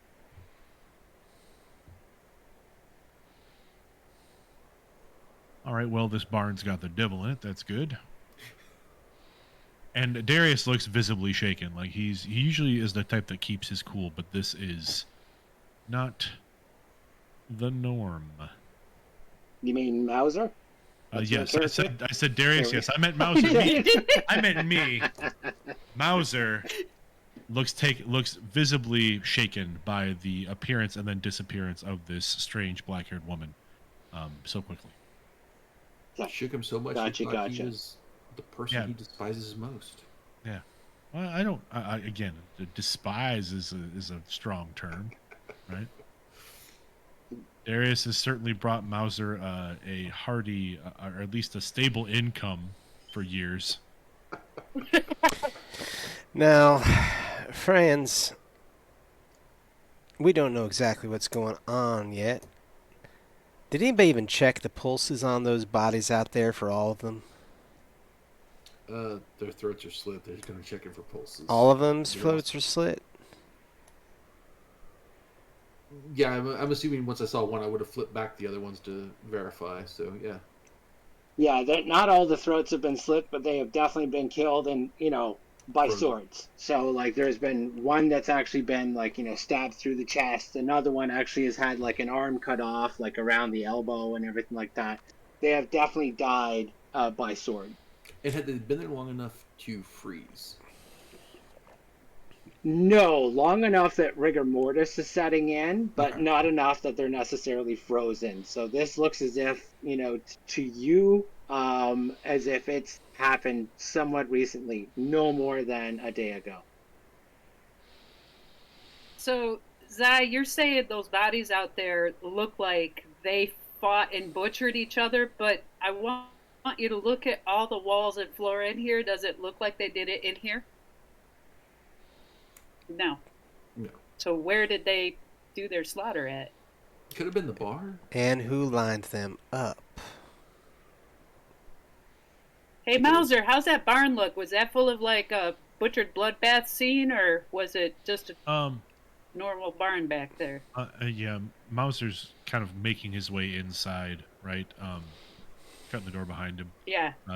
As he shuts the door, he like takes a look at the wall to look like he just kind of looks at the two holes he made. Well, the barn was just a standard barn, except for the tall, long, black-haired woman. Sorry, the tall, black-haired woman with the long hair and creepy mannerisms that appeared then disappeared in front of me extremely quickly. I believe the devil's in the barn. I think we definitely have a presence here that makes me uneasy. That is her, then. An evil cackle echoes from inside this building. There she is now. It's the woman of this mountain. The what now? 2 bullet holes in the wall next to the door that Mauser put in. There's light that's coming in through the bullet holes, and then there is a shadow of movement that passes in front of it before the light comes back through again. Mauser steps back from the door and levels his Colt. What did you do? Shoot a ghost? Did your ghost carry a sword? Both of the woman's hands appeared to be empty. I did not see a sword, but I was staring at the creepy featureless palms that were reaching up toward my face. Call me just a little bit. Now those samurai outside, they had their weapons. Did they have their swords with them, or did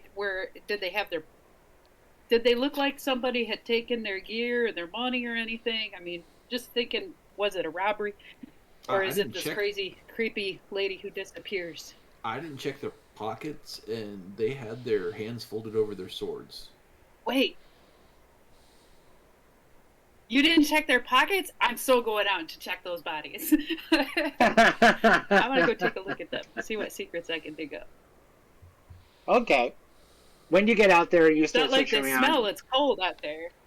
Yeah, you do notice that they don't seem to have any kind of supplies or anything that would be food or anything else like that. You do notice that some of like they might have like a bit of a side pouch or something like that. Any of those kind of day-to-day survival stuff you notice are not in there. There definitely was probably space for them at some point in time. So it does look like someone has taken some of their more, these more urgent survival supplies from them. But you do see a couple of more personal items that are in there, so to speak. You do see that there are, because in Monsoon, they'll have, like documents. They have papers to, designate where they're from, which, fortress they serve in and everything else like that. You find some of that stuff. And at one point, when you start kind of moving around and you lift the one up over to the side, you hear, the escape of air that sometimes happens when a body is laid still for a little while and you start to move them over. From the mouth? I'd like to add a complication. What would that be? That the air, like the puff of air, that burst of air is coming from the sword wound. Oh, yes. Yeah. There we go. Yeah, that makes total sense. So it's more of a, it's not, I don't know if it's so much a complication. I mean, I guess it is. As you move the body, you note that the air is coming from the sword wound, and it shouldn't be.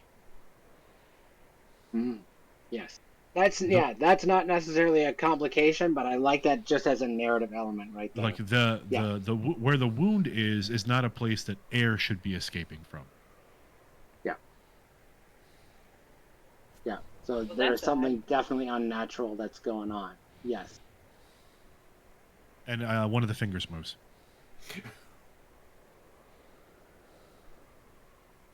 All right, I'm taking some of their clothing pieces and I'm going to tie these corpses up while I'm out here out of paranoia. Right? As you start taking You're some gonna of move on these me if you're a items, dead body. as you start taking some of these items, the corpse that you're handling, his hand actually grabs hold of your wrist. Hey guys! Hey, you! Do the eyes open? They do. They are like ghostly white.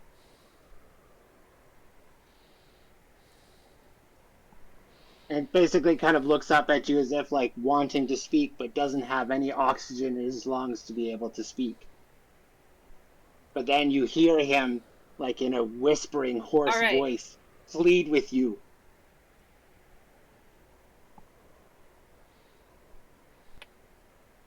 Wait, what did you just say? The body goes limp. I think he's still alive, so the body goes limp. Damn it. I thought he was alive for a second there. Happens to Furiosa all the time. He doesn't. It does. That's why I smoke so many cigarettes. All the time.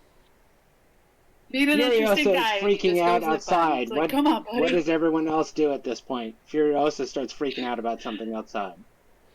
I'm curious, yeah. Oh, I'm Zai, what are you gonna do? Well, Mouser's in the building now. Mm-hmm. Yeah. So and Mauser was by the door. So I think Mauser will probably pop the door open and look out to see what's going on. I'm going to keep an eye on Darius. Okay. Mauser, this guy just grabbed my wrist and tried to say something, and he just went limp, and he had air coming out of a wound, and that doesn't. I mean, like, it's a corpse. It's not supposed to happen, but he just tried to. Yeah. Well, I mean, does the going limp thing happen to you often? Well, this is the first time I've kicked a corpse in a blizzard and had it grab my wrist, but, I mean, let me try again while you're here and see if it happens often. Why don't you grab the next body and start give him moving another, stuff around give him another kick. Let's for see. science. Look. See if he likes my song. If the blizzard's coming and we're going to be stuck in here, why don't we bring the horses inside? horses are safe in the barn. Yeah, Not if they're gonna move. they're fine. Keep us warm, just saying. Well, I also saw Speaking the outside of of that barn, and horses.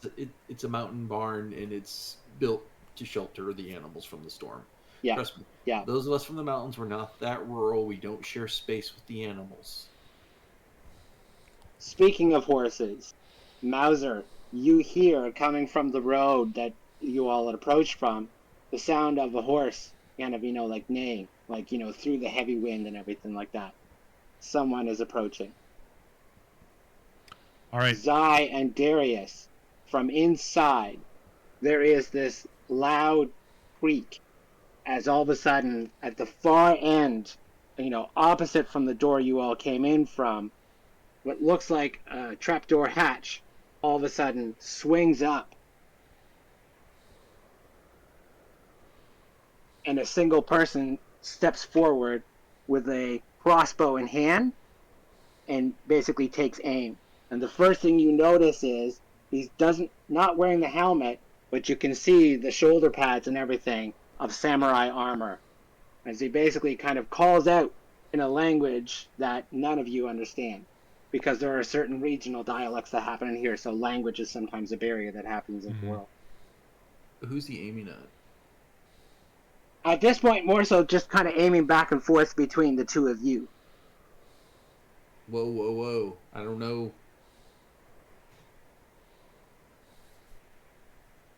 We're not here for trouble. Okay. So you basically keep your hands up, no sudden movements or anything? Right now, we'd be like, Mouser, don't spin around real quick, but we got company. Mauser just kind of over his shoulder says, "Yeah, we do. Furiosa, get some cover. Horse coming up the trail." No, well, when you looked over your Well, shoulder, I got this pile of bodies next to me. I can stack them up and hide behind the pile of bodies. Darius, what are you doing? With Zai looking at the person with the crossbow, hands in the air, I step behind Zai to take cover from the guy with the crossbow. Okay. And while I do that, I cut my bonds quickly, and then I put them in the palm of my hand so it looks like I'm still bound. Okay, gotcha. Okay, sounds good. From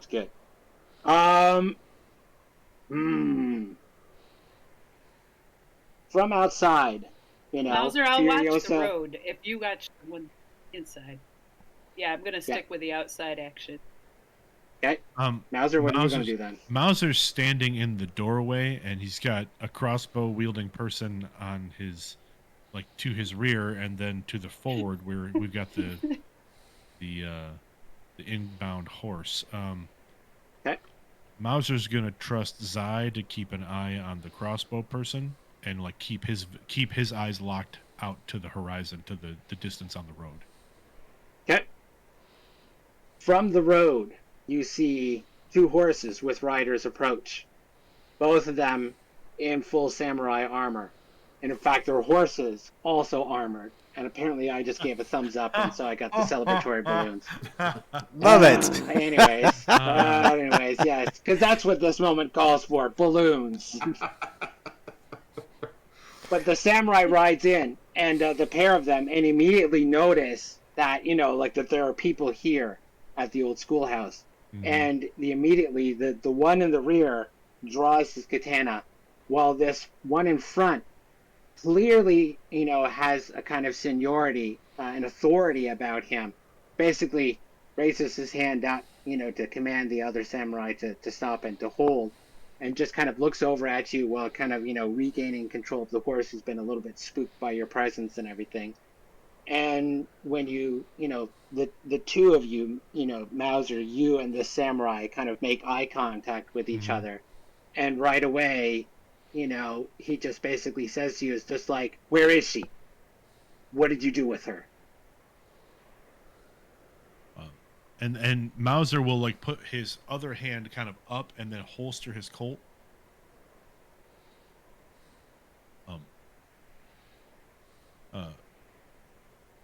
Pardon me, sir. We've done nothing with any she or her. There was somebody here when we arrived here with our prisoner. We are just doing a simple prisoner transport. We are stopping by this safe house to avoid the storm, and then we will be on our way. If you are looking for a she, there is a she with our party, but it is not the she that you are looking for. I'm fairly sure. I'm nearly certain. For you, say anybody looking for you? Nope, Nope. See, so nobody's looking for me. nobody's looking for our she. So you must be looking for another she. There was another she here when we got here, but she um, has long black hair, is scary, and appears to have disappeared. Are they talking about the ghost? I think so. I think so, Zai. Yeah, the samurai gives a curse. He dismounts and immediately starts walking over. Hasn't drawn any weapons or anything. Mm-hmm. Doesn't seem to really care too much about the rest of you, and basically, almost like pushing right past you to get inside.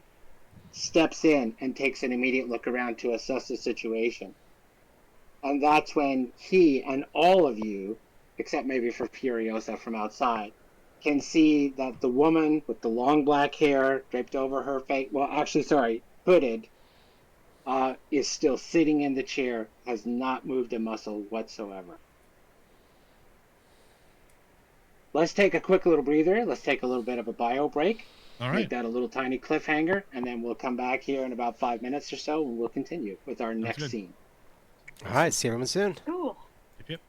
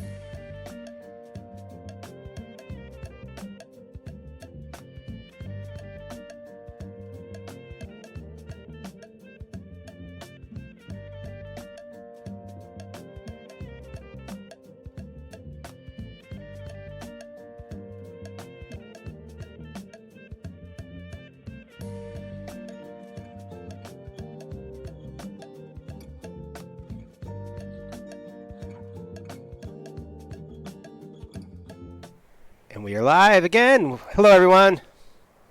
Alrighty then, we are now back. So, that was the end of our first scene. I loved everything about that. You know, a lot of the dynamics, especially that was going on between all the lead characters and everything like that. So, what I would like to do before we move on to our next scene is the way that basically kind of like the experience system works in this is that I award you some additional vitality that you can then add onto your character. Because there's actually no such thing as a maximum vitality. There is simply your current vitality. So I would like to give everybody +1 vitality just for the role playing alone in that last scene. Nice. And now each of your characters has a motivation that's connected with it. If you think that there is a motivation that you applied in that last scene, kind of pitch the case to me quickly, and then if I agree with that, then you'll get +1 vitality for that as well. So, for example, in the case of Mauser, one of your motivations is to finish the job. Mauser strives to complete his contract no matter the cost. Would you say that that's a motivation that came into play in the last scene? I think I brought it up at the beginning of the scene, but I don't know that I played through it as we continued the scene. And the creepy elements kind of overwhelmed Mauser a little bit, I think. Yeah, okay. Yeah, and I would agree with that, actually. Okay. Let me see. Going over with the character sheets and everything that I have. Ooh, actually, one thing we need Zai to do. You have a motivation called Conquer My Fears. Choose a fear at the beginning of the storyline. Zai pushes herself to overcome that fear and prove herself a worthy warrior. What would you like that fear to be? I've been thinking and on it can totally fit with what we've already introduced into the story so far. Okay. Yeah.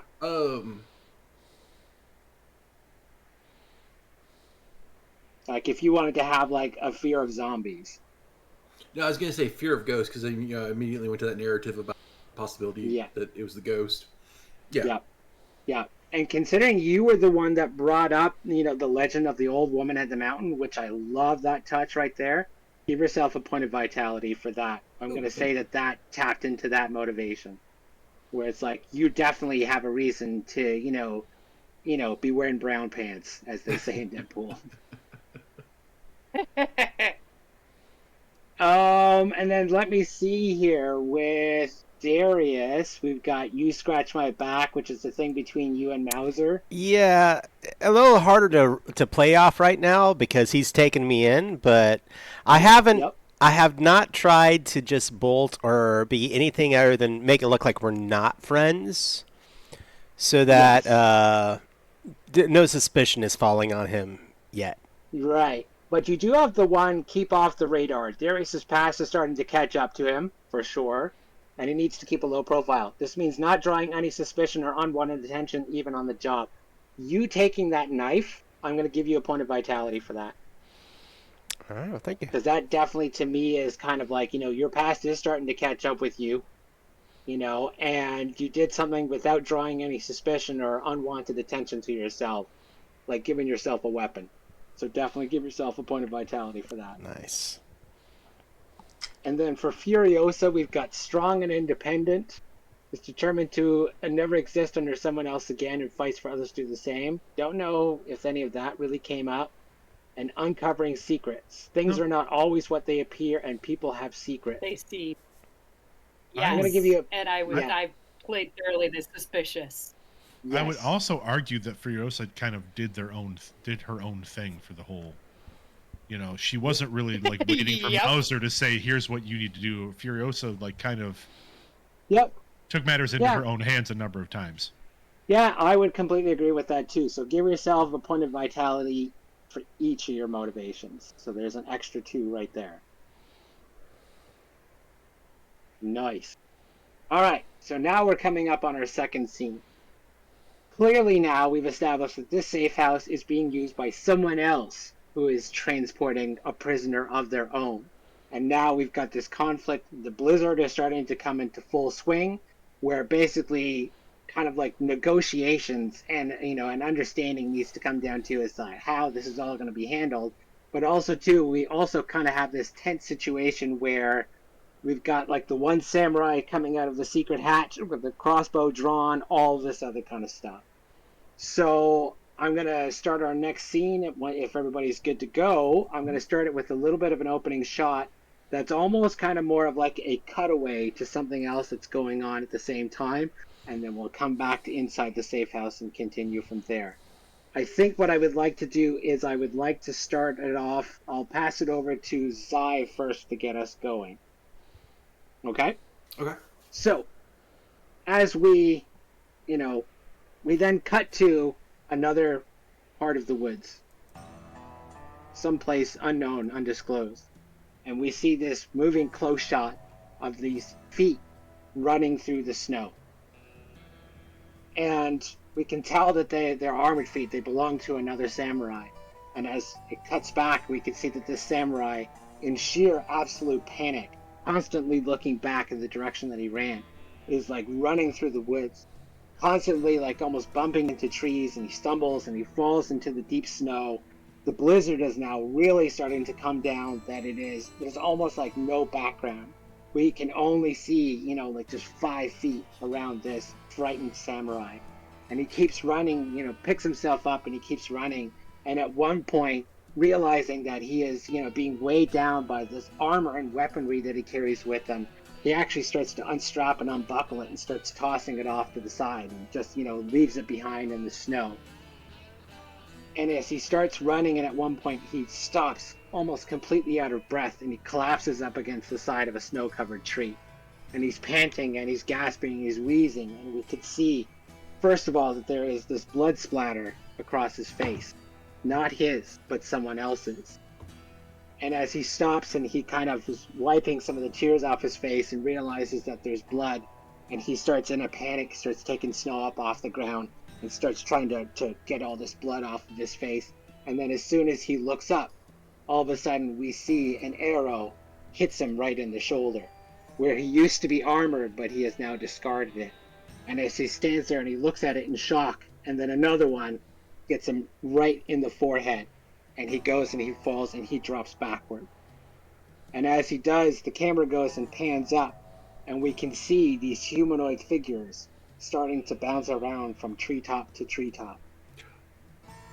And then we cut back to the safe house. Zai, based on where we last left off, what do you want to do at this point? So, before we went to break, you said the woman appeared back in the chair? Yes. How close am I to where she's at? How close do you want to be? So basically, she's positioned like right in the middle. It's a full open room, Right. And she is like right smack dab in the middle.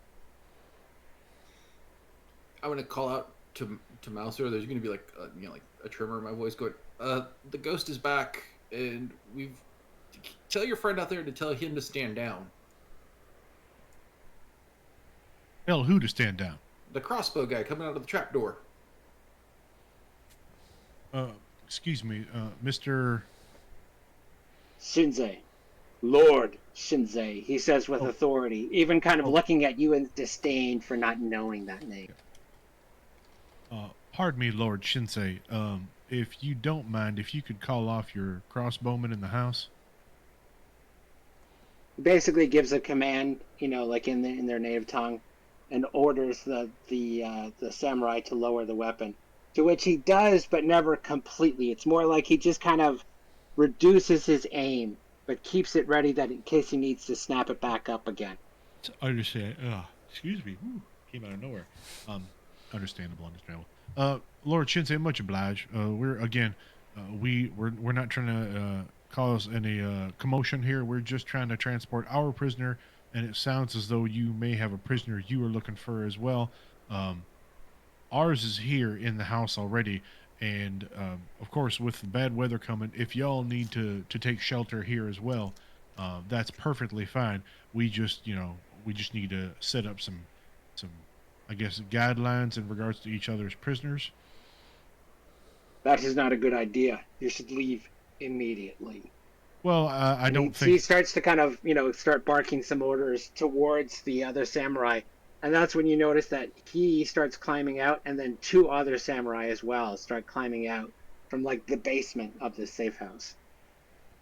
Well, good to know that there is an underground space below the safe house. But no, I think with the bad weather coming, it behooves both our parties to stay put and stay safe. If we were to leave now, we would be caught in said blizzard and my prisoner, and then Mauser will motion backward, even though, Darius is not in sight necessarily. My prisoner would not make the transport. He would die in the cold, and then my contract would not be complete. And Lord Shinzei, I believe you would understand, as a man of honor, I cannot oblige an incomplete contract. He has to see the contract. Because that is the one thing where it's just like, yeah, he will abide if there's an existing contract. Darius again puts his hands up for a moment and reaches inside his jacket and pulls out the contract and then steps forward to hand it to Lord Shinsei. And by Darius you mean Mauser. God bless it. Yes, Mauser. That's how close you two actually are. That's how close you two are that you actually get yourself mixed up. I do know. I am looking at the Mauser character sheet. I'm just not looking at the name. I'm just not looking at the name. Darius, he's thinking of you all the time. I wondered if you were thinking of Mauser from the old stories of Fafred and Mauser, where Mauser was the thief. Let's go with that. No. So But yes, I appreciate you, Angela, giving me that out, and we're going to go with it. What? Thank you. There's nothing like being a real life art class. Obscure fact here. Thank you so much. So Mauser will hand the contract over to Lord Shinsei for his approval. Yeah, and he goes and he takes a look at it, and as soon as he, notices the signature and everything that's at the bottom of it, rolls it back up and hands it over to you and says, well, in that particular case, far be it from me to forego another warlord's contract. He then thinks for a second, and he kind of, he puts his fingers, to his forehead, at the very, top of his nose, trying to think for a second. And then that's when he realizes... Mauser leans back on his heels a little bit and tucks his thumbs into his gun belt. Okay. Shinsei stops and he thinks for a moment and says, okay, you can spend the night. As soon as the blizzard clears, you should go. This is not safe.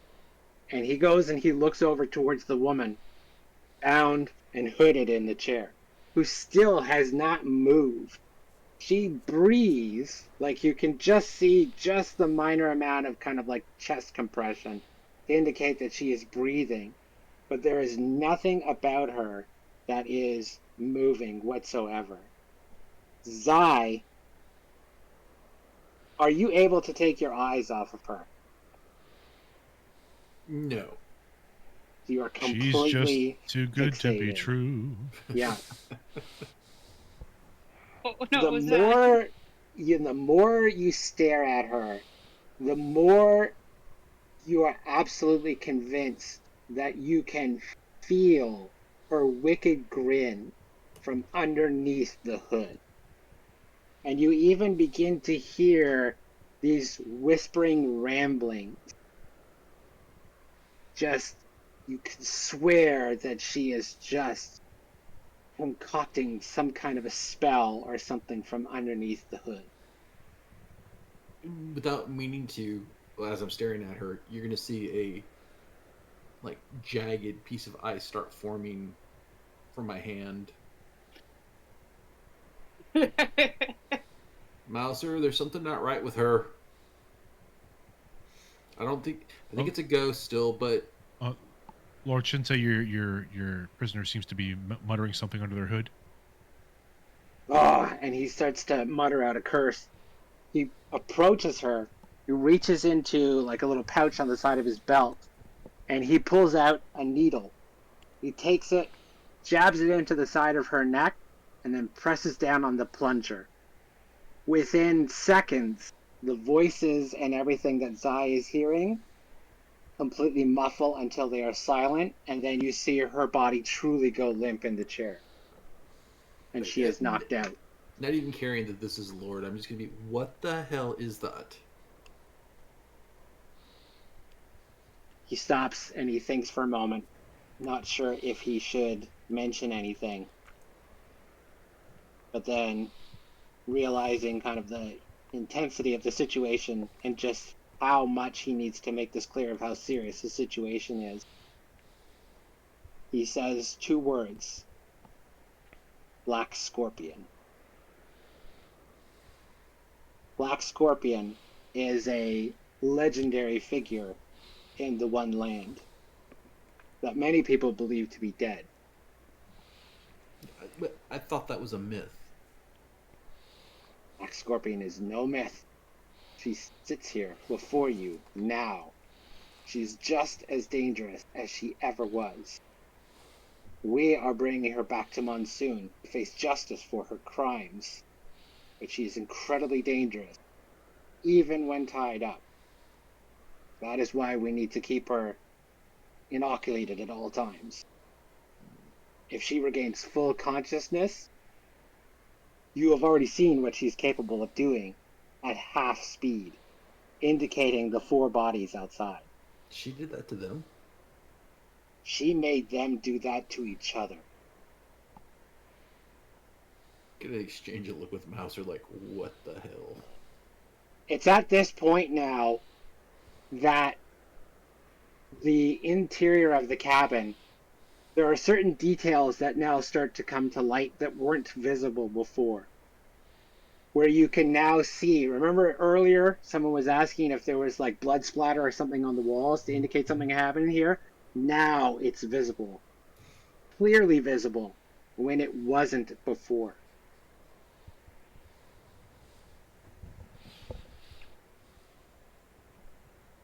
Darius, I'm curious what you're up to. The strong, roguish, silent type. Well, damn, there's a whole lot of eyes here these days.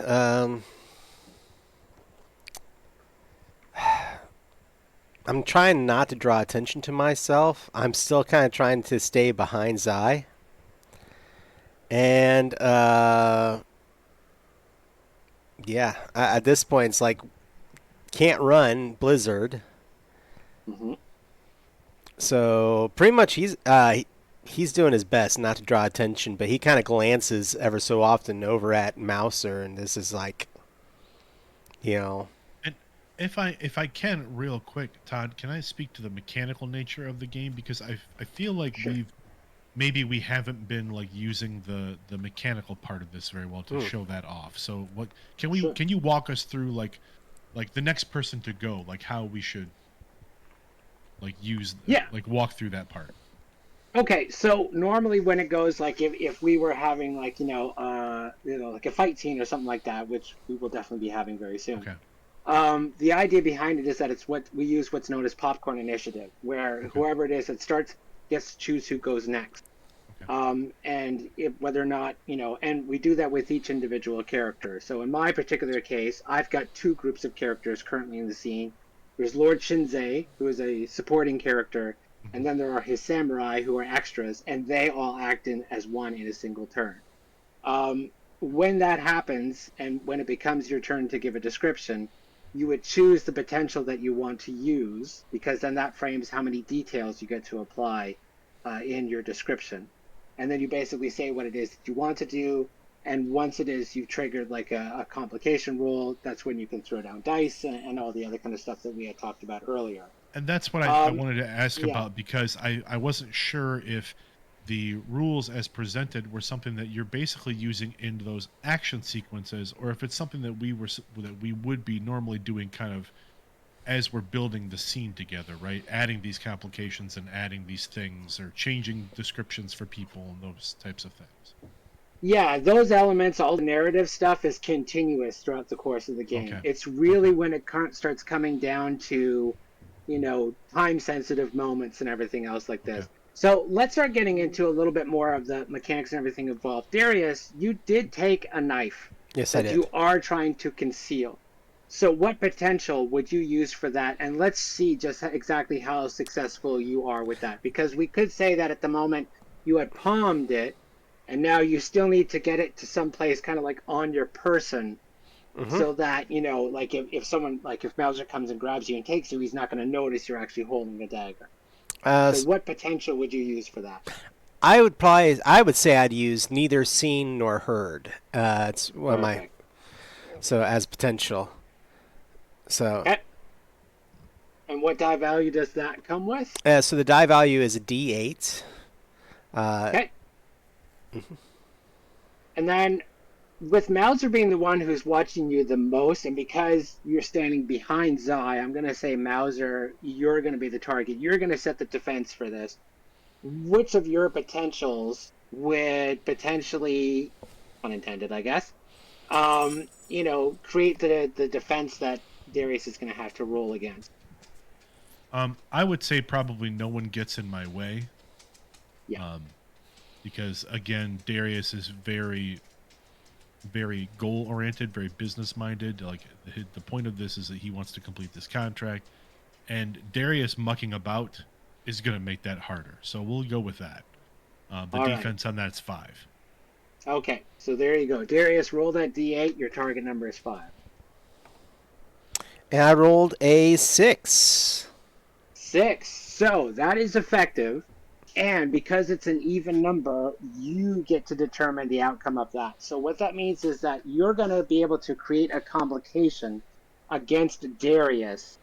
Mauser. One of the... Oh, sorry about Mauser. See, look what you did. Look what you did. Don't blame me. That one's not on me. Mr. And I've never even read... Yeah, and I haven't even read Farfig and the Grey Mauser. So, Darius, you're going to be able to...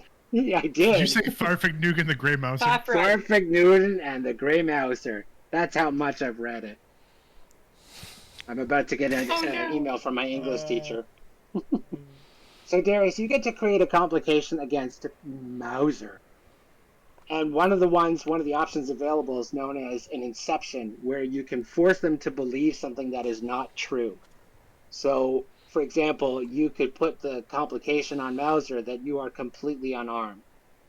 And until Mauser has a reason to actively remove that complication, he's going to think that you don't have a weapon on you whatsoever.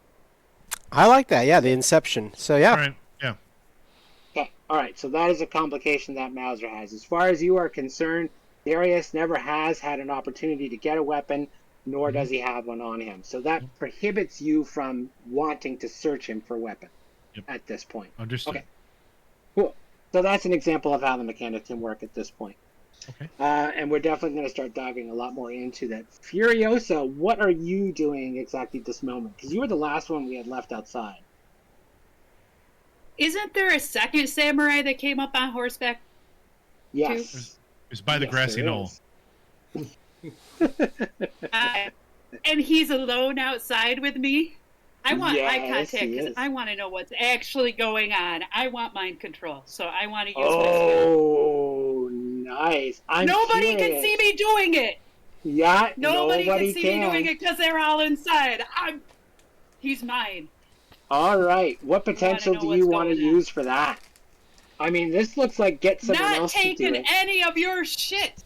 No, that would apply. Anybody's shit. Yeah. That would definitely apply. Love it. All right.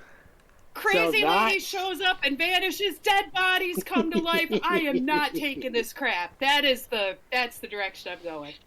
All right. That gives you a D6 on that, and the best I could do for the samurai's defense is his loyal soldier's potential, which is a defense of 3.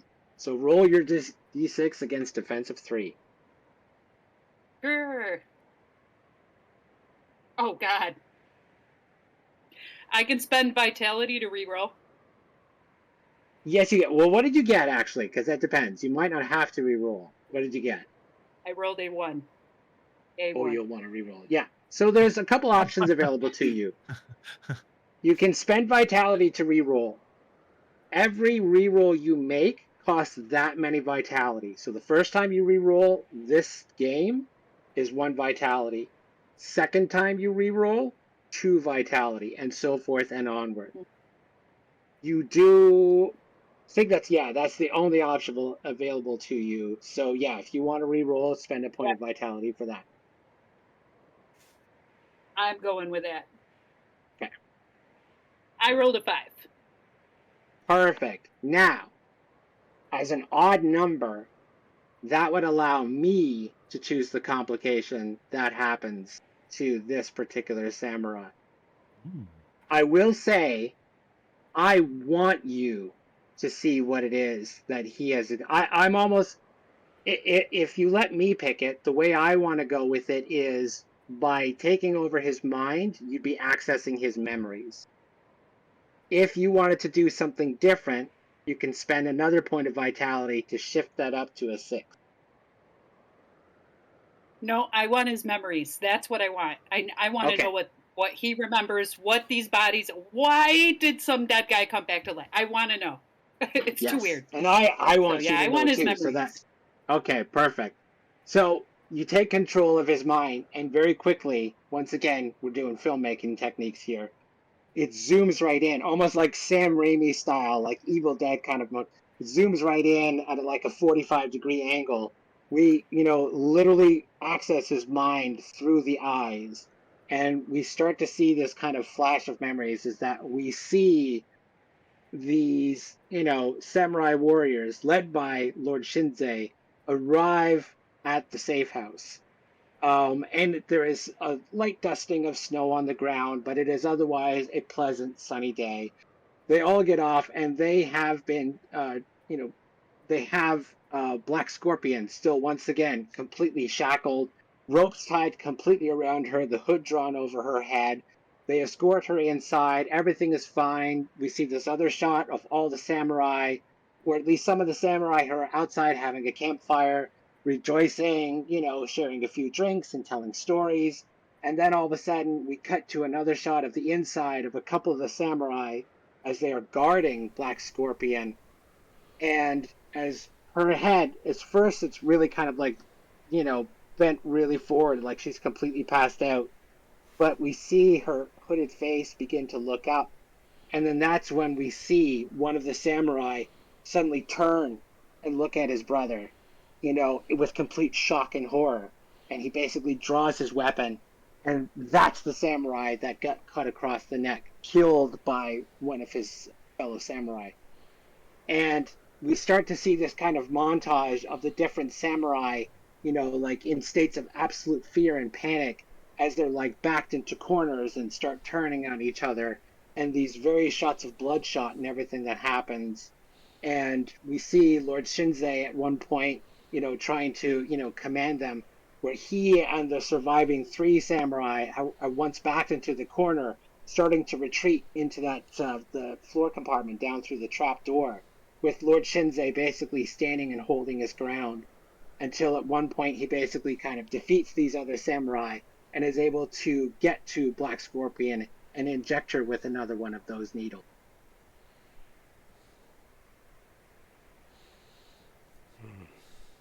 I'm watching the movie knowing what I can do. Mm-hmm. I'm seeing patterns similar to what I can do, but she doesn't need eye contact. No, she definitely does not. And hers seems to be something far more specific. Like she's there's a fear focus with hers, whereas I'm a multi-purpose tool. Right. So I might be able to counter her other than seeing her eyes. And she was able to affect me. Yeah, because each of you were affected in some way, shape, or form. You all saw something that didn't exist. That is her chi power.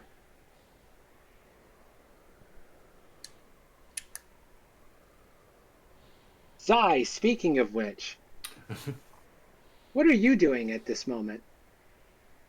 Now that I know that. Yeah, now that you know this, how is Zai's feeling about this particular individual, this Black Scorpion? Concerned, but not needlessly afraid, since this is just a person and not a ghost at this point. Okay. Um, I'm going to finally realize that Darius is behind me, and I'm going to move myself so I can get him more in view, because that way I can keep an eye on him and the crossbow person and Black Scorpion. I'm just trying to keep everybody in line. I'm still going to definitely keep the ice, at this point, ice sword that I created. And be, much like the crossbow guy, I'm not holding it aggressively, but it's there in case it's needed. Okay.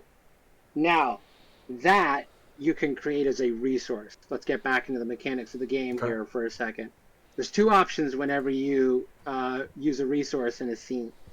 You can either give it what's known as a step bonus, which actually increases the die type that you would roll with it, or you could use it to create a damage bonus, which is whenever you do strike someone to do damage, it does bonus damage. Which one would you like to use for your ice sword? Would you like to give it a step bonus or damage?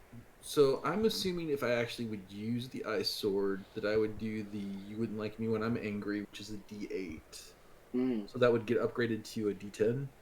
That's right. And then the damage bonus would be what? It always has a base of a +1. Is it a one-handed or a two-handed sword? One-handed right now. One-handed? Okay, so that would be +1 for being a one-handed weapon. But because it actually comes from a chi power, it would be a +2. On the cheat sheet that I provided to everybody, there is like a little breakdown at the very bottom on how to determine damage bonuses for resource. So it would be a +2 as a damage bonus. I'm going to go for the damage bonus because that's too good to pass up, because this has got a wicked sharp edge to it. Yeah. All right. Cool. So there we go. So that's a resource that you have now created for use in the scene. Okay. Perfect. But otherwise, you're just kind of keeping a steady eye and keeping yourself ready in the event that just something suddenly goes awry. Correct. Definitely the warrior pose. I'm centering myself because it just doesn't feel right in here. Yeah. Mauser, you and Shinzei are basically kind of working out terms on how this is going to work for overnight, I imagine, at this point, yeah? Yeah. Mauser is pointing to kind of one side of the schoolhouse to kind of like stake it as a claim for them, their space, right? The side with the trap door, he's happy to let Lord Shinzei have, since his the Lord's men seem to be already crawling underneath the place. Okay. Or at least they're familiar with it. So yeah, Mauser will look to, let's see, we're gonna use justice for all as the potential here, because Lord Jinsei has a goal. He's got his thing he has to take care of. We have our charge that we need to make sure it gets out of this situation safe, and the only way that works is if we share this space. So I think that's going to be the potential that Mauser's using for this. Yeah, okay. Shinzei's going to use "in service to my general" as his potential, which says a defensive 5. So he's going to be, like quite stubborn and insistent about this, because he's almost inclined to have you all sleep outside in the desert. And my justice for all, the defense is 3, but having seen the memories, I completely understand him. It's a D6 for me. I'm with him on that. And a D6 on that? All right, so that's going to be a D6. Yeah, okay, against a defensive 5. Yeah. Now, so as far as any kind of resources or anything like that goes, we haven't really set anything yet for your character. You definitely strike me. The version of Mauser that you are playing, did you want to set something kind of like negotiating as a resource? You kind of, you have to deal with situations like this quite frequently, where it's like you go into unfriendly territory that you need to pass through in order to kind of, get your main and then get out of town and that kind of stuff. Is that a potential resource that you might want to have available to you as like a skill? I think that, I would call that professionalism. I like that. Professionalism. So you could set that as a resource for your character, give it a +1 step bonus, and that lets you roll a D8 under the circumstances. Okay, yeah, I think we're going to do that then, for sure. Okay, nice. going to be hard to roll above a 5 on a d6 for me. Yeah. All right. All your characters, by the way, have 3 resource slots available to them. So that is, we can set that as one of yours for Mauser. Here we go. D8. I rolled an 8. Oh, that is what's known as an absolute. So even if I wanted, because Shinzei could he could shift it down with his vitality, but because you rolled the highest value on that, it's an absolute. It cannot be shifted by anybody else. All right. So what that does Hooray. is, yeah, there you go. Now, here is how this kind of quote unquote backfires for you guys. I have a resource available to me as the director known as challenges, and these are points that I can spend to affect the game without dice rolls or any of this other kind of stuff. I start with 1 challenge per lead character, so I have 4 challenges available. Whenever someone rolls an absolute, I gain a challenge. So now that puts me at 5. Okay. Which I'm going to be holding on to for some other time later on. But yeah, basically in a nutshell, whatever it is that you want. So, I think Mauser goes back and forth with Lord Shinsei briefly. And again, I feel like Mauser's demeanor is very respectful. Again, they're both men on a mission, and the Lord is aware of Mauser's mission and the legality of it. So I think, in deference to the Lord's title, I think Mauser takes up less space for our group in the schoolhouse, right? We can maybe try to take a third of the schoolhouse versus an entire, like the actual half, to give them a little more space to spread out and to tighten our group and make it a little more secure. Okay. And you said you kind of wanted to keep, like your team close to the front door. Yeah, Give like them the back where the trapdoor is. Like if you think about the schoolhouse, like being kind of like there's probably a front door and a back door, like a shotgun style, like building, right? Like you can open the front door and like shoot through the back door. Like, the idea of that to me, I feel like we would be kind of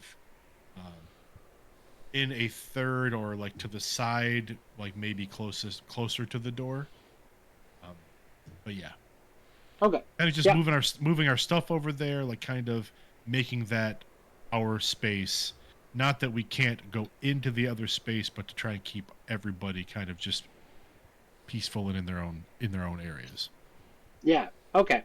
He agrees to those terms. He finds them very reasonable. Shakes your hand, and even compliments you on your professionalism. And says you do your trade proud. I give him a slight nod and bow. He then, kind of like side conversation going on, kind of nods over towards Darius and says like, what did that one do? Oh, that'd be a failed train robbery. Is just one of the offenses. The warrant that you'd already seen also comments on some untoward behavior toward a person of the night, a woman of the evening, so to speak. That Darius did not reimburse for her services.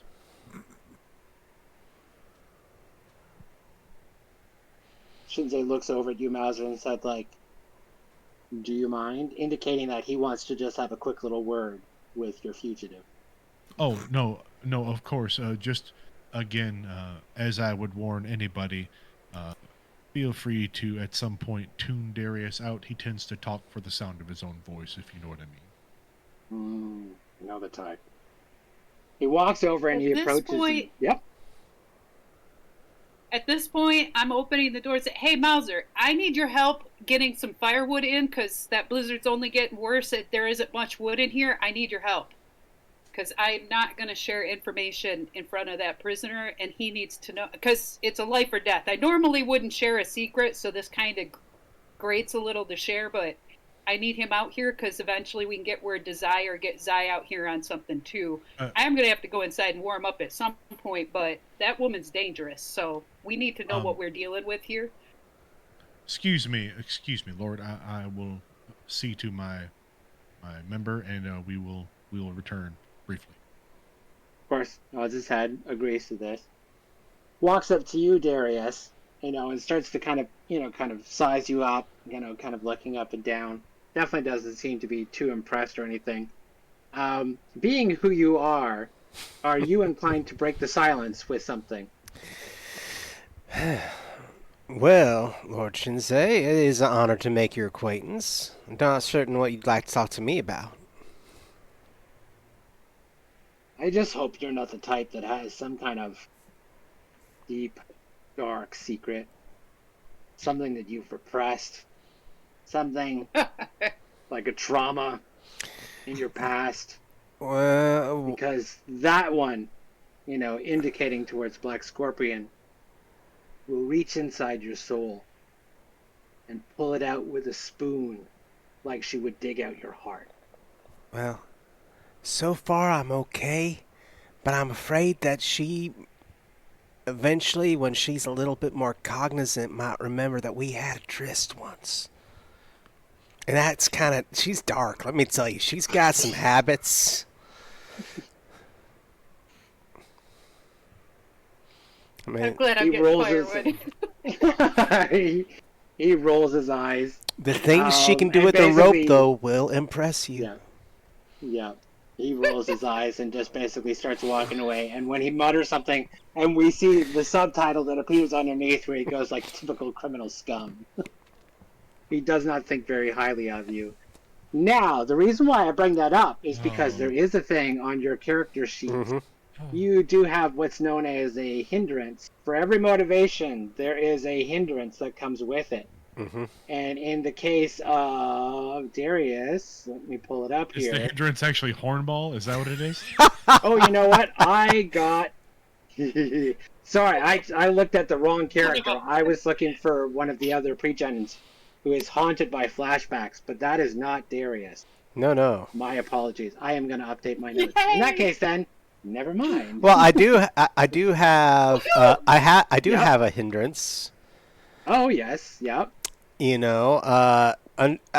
it a hindrance under keep off the radar, the one that's right below it? Is that another hindrance? Yes. Hmm. Yes, you have kleptomaniac. Yes, I do.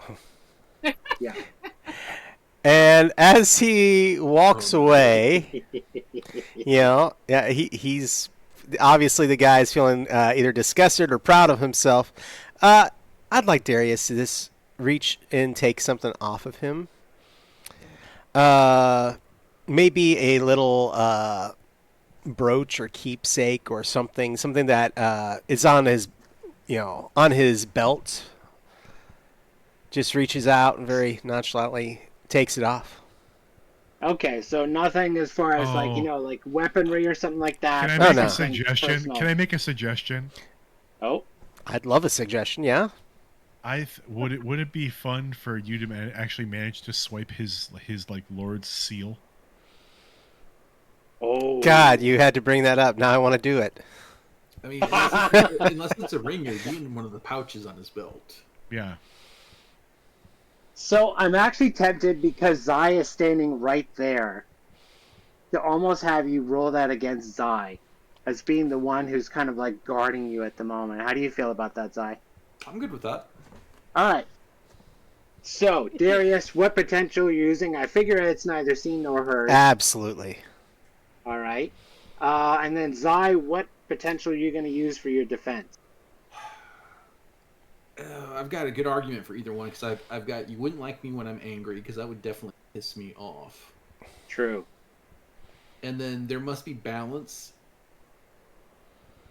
Kind of like that one too because I think angry. I mean, this would yeah. like for Darius to be stealing from a lord of the land, right? Yep. You know what? I'm gonna go Under your nose. I'm gonna go with you wouldn't like me angry because I'm still coming down off the ghost sphere and my hindrance there is being reckless. So yeah, let's go with Ooh, nice. angry. Okay, so with that, what's the defense that comes with potential Zai? 5. Okay, so that's your target number, Darius. All right, here we go. And that is a 7. 7 against a 5. Yeah, Now, because it's odd numbered, Zai gets to set the complication that takes effect, unless you want to spend a point of vitality and shift that up to an 8. I will spend that point of vitality, knowing he's probably going to do it too. Okay. So if All right. it's got to be below 5 for me to catch him. Mm-hmm. Or is it me? For it to base, yeah, like if it was below, it would have been as he went to take it, then, depending on how the dice came out. Like if it came out even, then something would have to go wrong, but then John would get to pick how it goes wrong. Whereas if it came up an odd number, you would get to pick how it goes wrong. But in this particular case, it's effective, so it goes the way that Darius wants. But as far as like what complication then that might be placed on, your character or something like that, John is the one who now gets to make that determination. And if I spend and that could be, yep. No, sorry. If I spend vitality, can I spend more than one? You can only spend 1 per roll. Now, if you want, you could spend a point of vitality and bring that back to a 7. Or Yeah, you could leave it as the... Yeah, you'll do that? All right. Yeah. So that means it is effective, and you get to choose the complication that happens as a result on it, as far as like how Zai basically kind of views the scenario. I'm not worried about whether or not Shinzei knows that this happened. I'm more so concerned about what happens when it comes to Zai. So the options are, like there's the inception that we talked about before, that Zai doesn't believe that anything is wrong or anything whatsoever. Mm-hmm. There is also the possibility of like a restriction where it's basically it's not possible for Zai to do a certain something or know a certain something, or you know what I mean. Like what's an idea that you're thinking of what you would like to happen?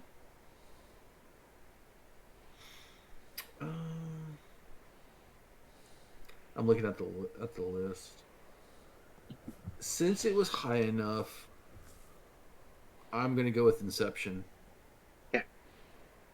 So, I saw him move, but I'm just chalking it up to stiff from the restraints. He's just trying to roll his shoulders, maybe loosen the bonds up a little bit, get circulation back in his hands.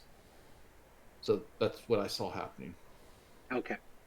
All right. So you know nothing about the particular, this badge, this marker that Daria has taken. Okay. Right.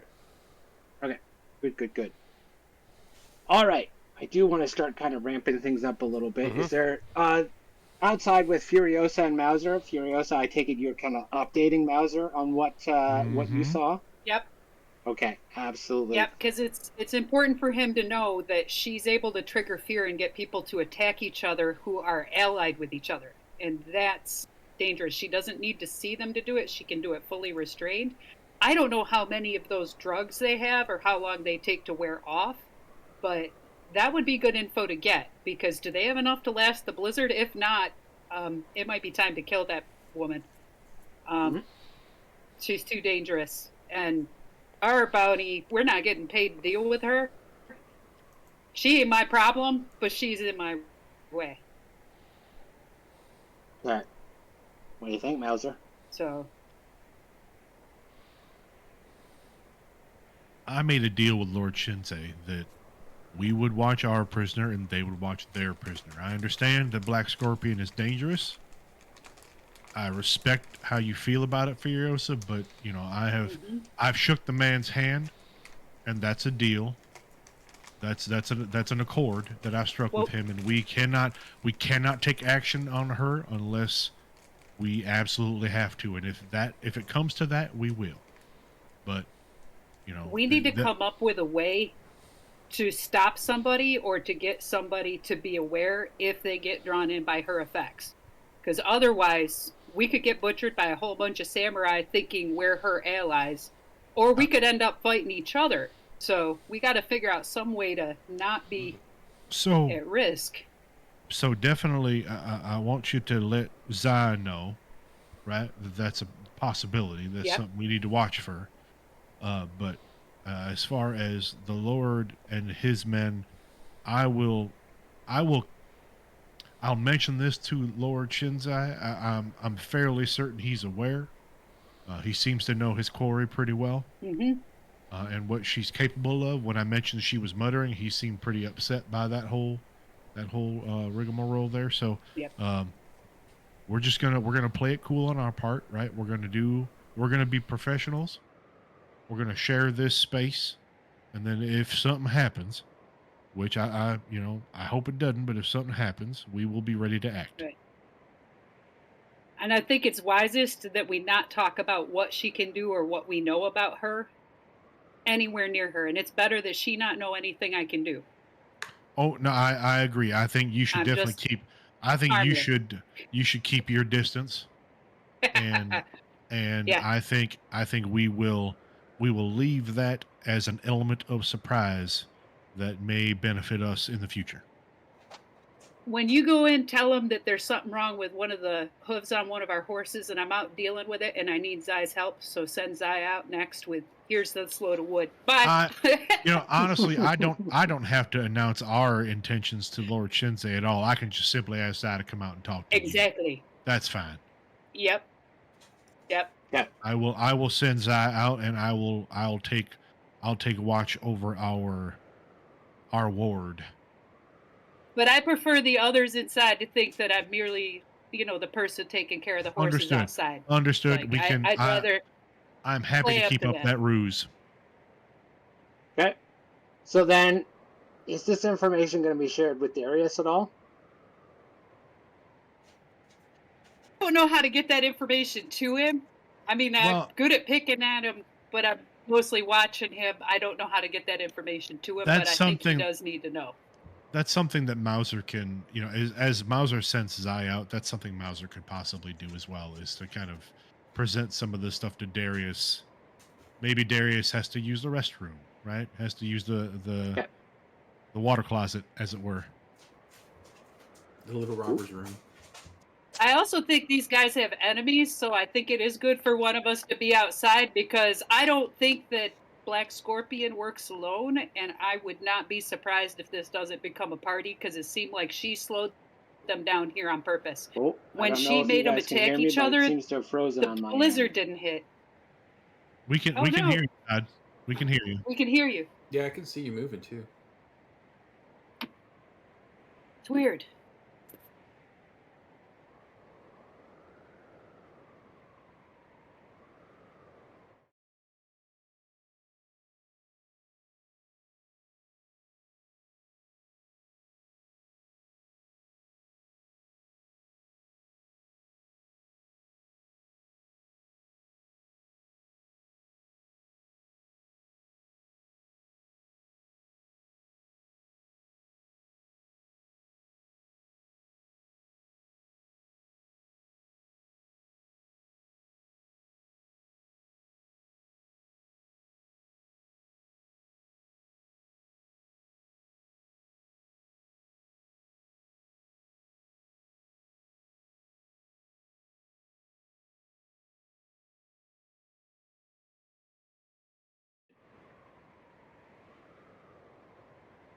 Okay. So yeah, just to double check on that. So there, Mauser, you are going to try and make some kind of an attempt to communicate this That's to correct. That's Darius. correct. That's okay. Yep. Okay. All righty then. Real quick, so Yeah. how common is the folklore or knowledge about what Black Scorpion is? Do we actually need to fill Darius in on that, or would he be able to know that from? I mean, that would be a call for Darius to make himself as the player, as to like if there's any one of you who wants to be like, what, I'm going to say I've never heard of this character before, and then that gives us the opportunity to kind of embellish the legend or The anything else like this. It's exposition, right? Yeah, that is an option, an area to go. I mean, there's also the avenue that everyone has heard different, like much like a lot of kind of myths of legendary figures, everyone's heard something different, and then like they've heard this about this person, that about that person, that they are, a noble, valiant warrior who just has a bad rap, or they're just, this murderous savage that kills every single person that they come across. Every time we say the word myth, my brain goes to Carol Kane in the Muppet movie going, "Yeth."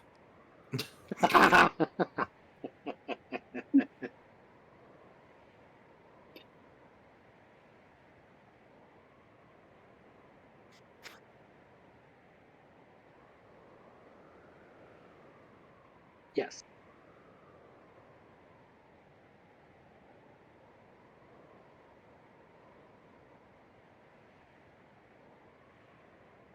Oh, sure. Absolutely. Yeah, anything that you would think of as a skill could totally be a resource. It's something that your character has, and resources are actually interchangeable, session to session, scene to scene, all this other kind of stuff. But that totally makes sense for being a resource, especially for Darius. Like, just knowledge of the criminal underworld. Yeah.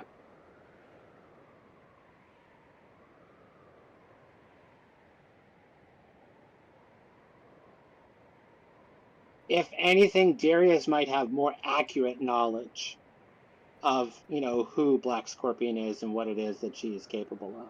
Yeah. Yeah, for sure. Bum, bum, bum. Is there anything else that we want to establish to kind of wrap up this particular moment before we get to our final scene and we get into some violence? I think Teaser. well, we've got the interaction between Zai and Furiosa real quick, right? Yep. Because Zai goes Yep. outside, and then we also have the interaction between Mauser and Darius. Okay, let's go to Real Furiosa quick, and Zai real quick. then. Yeah, let's do that between Furiosa and Zai then outside.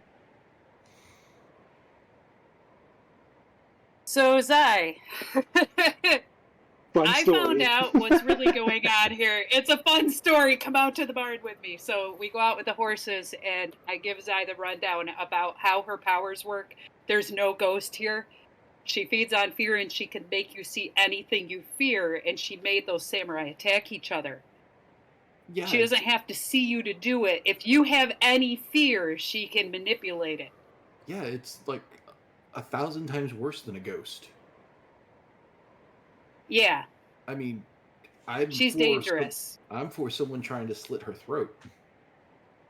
I mean, I don't think Mouser's going to agree with it. He's already cut a deal with Lord Shinzu. He doesn't agree with it.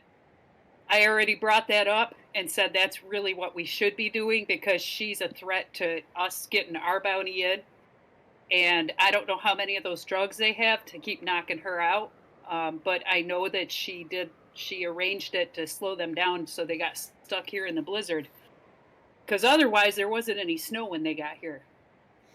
Yeah, I mean, if he's squeamish about it, we could just call it frontier justice. I mean, that kind of carves it in a slightly nicer light. Well, Mauser's not going to agree with that, and that Samurai Lord is not going to agree with that. They both have that honor thing going. Nobody tells me what to do, but those guys, they totally do what they're told. I mean, if he's got to have enough of that drug, otherwise it's a losing battle. I mean, it's still... Just looking at the map above the table, it's like from where we're at to Monsoon is like days and days, isn't it? I'm pretty sure. Yes. I mean, yeah. I'd never go there. So it's like days and days. I mean, I hope he has enough drugs. If not, he's screwed, and so are we. We're out here with the horses. Let's look in their saddlebags and see what they got in their saddlebags. Or at least I'm going to do that. I will help.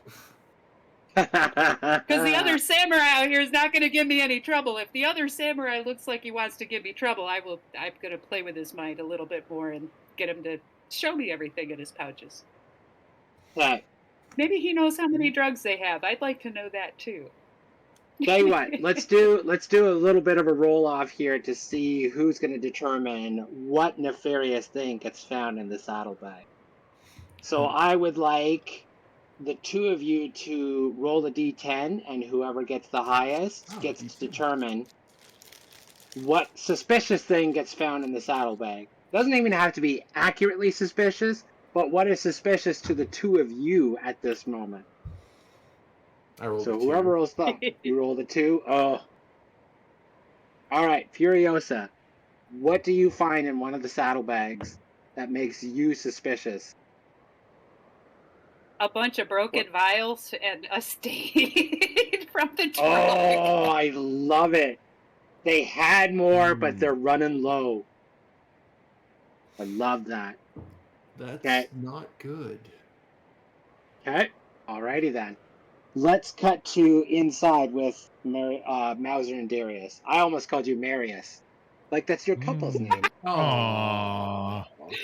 Aww. Um, I'll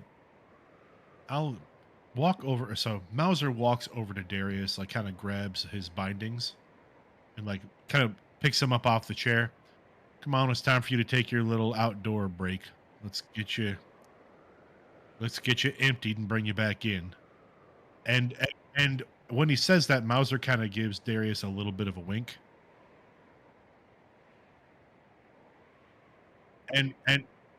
And Mauser walks Darius to the back door of the schoolhouse, the opposite side of the schoolhouse that our other two companions are on. Toward the water closet, right? The water closet, right? Yeah. Something a little more private for someone to relieve himself. Yep. Yes. And we will go out the back door and into the snow. And as we walk down the back step, Mauser will just kind of lean to Darius and go, "Okay, well, there's a little bit of hitch in our giddy up because I was gonna see if we can cut you free after we get out of the schoolhouse here, but the Lord here has made things a little bit more complicated."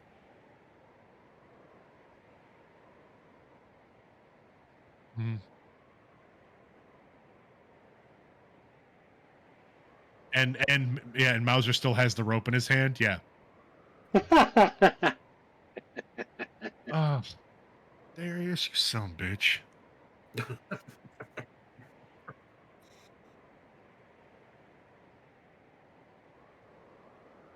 Yeah, I don't know. And then you'll get me paid, and then we'll get you out. That's how it always works. But I'm just saying, the situation we're in right now, I don't know if we're going to get you to the courthouse.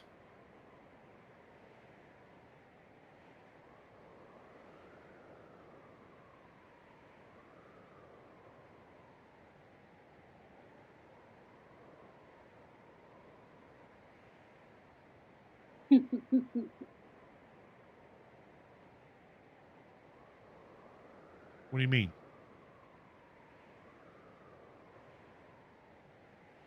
Black Scorpion used to be a lord?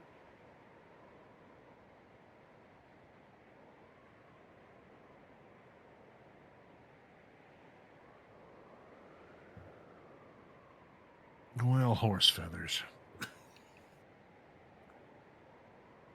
Okay, well, how are we going to get out of this bucket of syrup?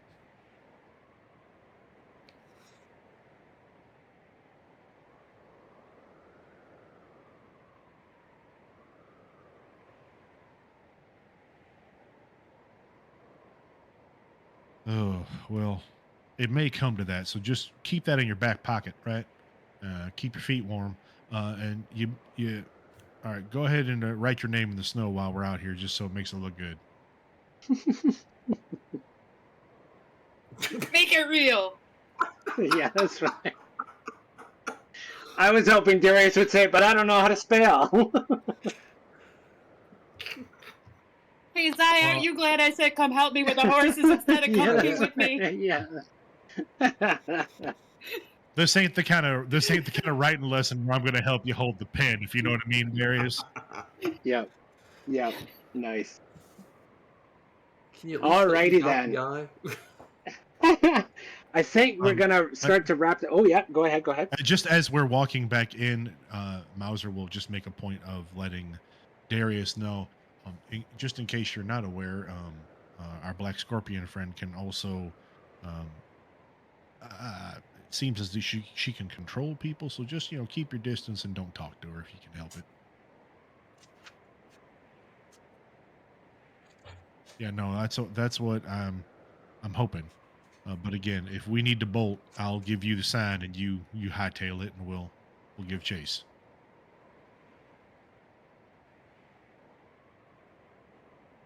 No, you know, I am nothing if not professional. You know this.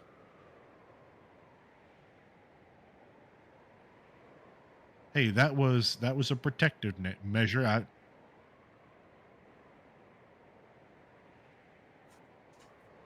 All right. All right, now, give me that rope. We got to tie you back up. We got to make it look good. Give me that knife.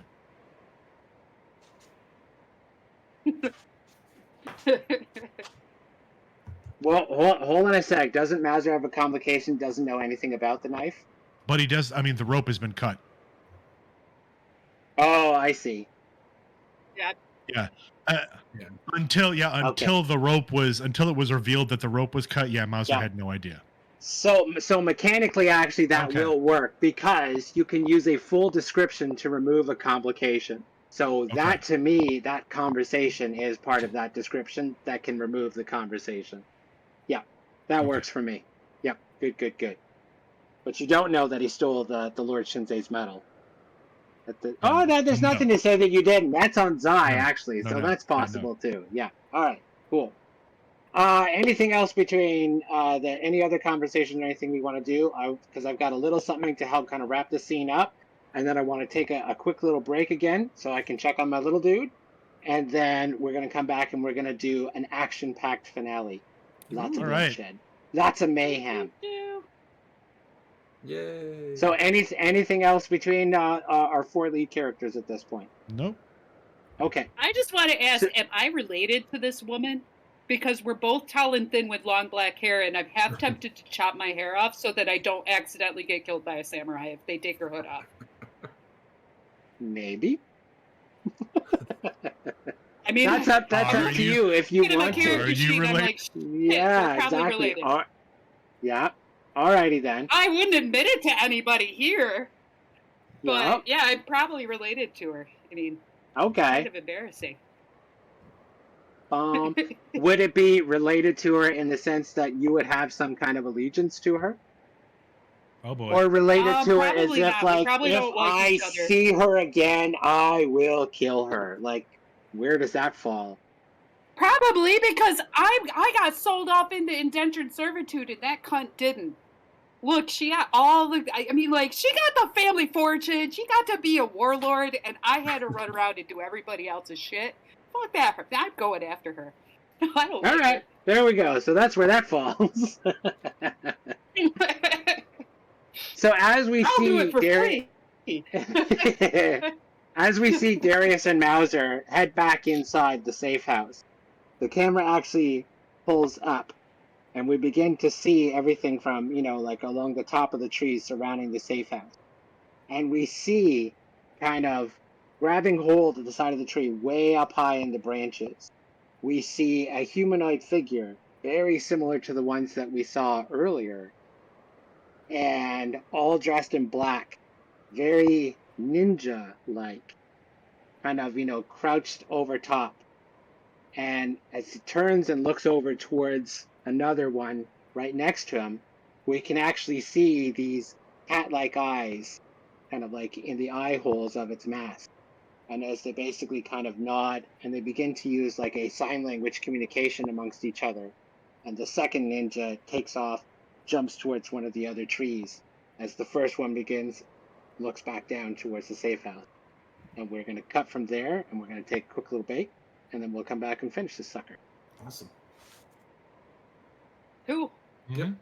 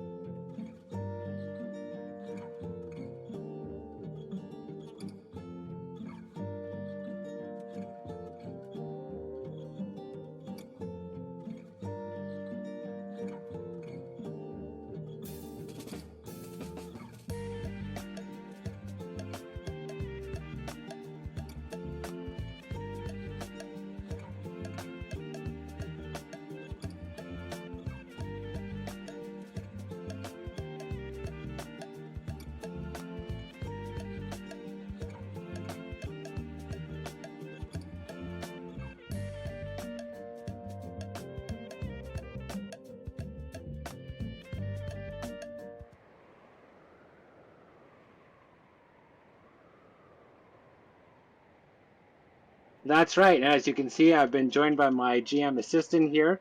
Unlike Critical Role, you're going to see how role-playing actually takes place, not on a set or a studio, but while you exist at home with your kid. So, what I would like to do is just, quickly we'll do the motivation rewards for your characters. Once again, awesome role-playing that was taking place in the last one.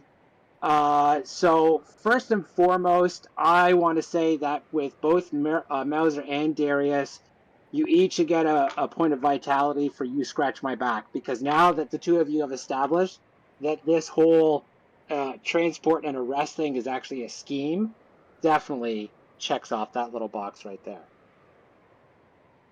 Just a little one. Just a tiny Just a one. minor. It's a minor scheme. Yeah. It's a minor scratch. Yeah. And then I think it's also safe to say, to Mauser, you should also get another one for finish the job, because you've definitely, especially too the negotiations that you have with Lord Shinsei, it was like you're doing everything that you can in order to make this reasonable. You needed to find shelter for your group in order to ride out this blizzard. And I think the in a very conversation tense with situation. Furiosa also played into that as well.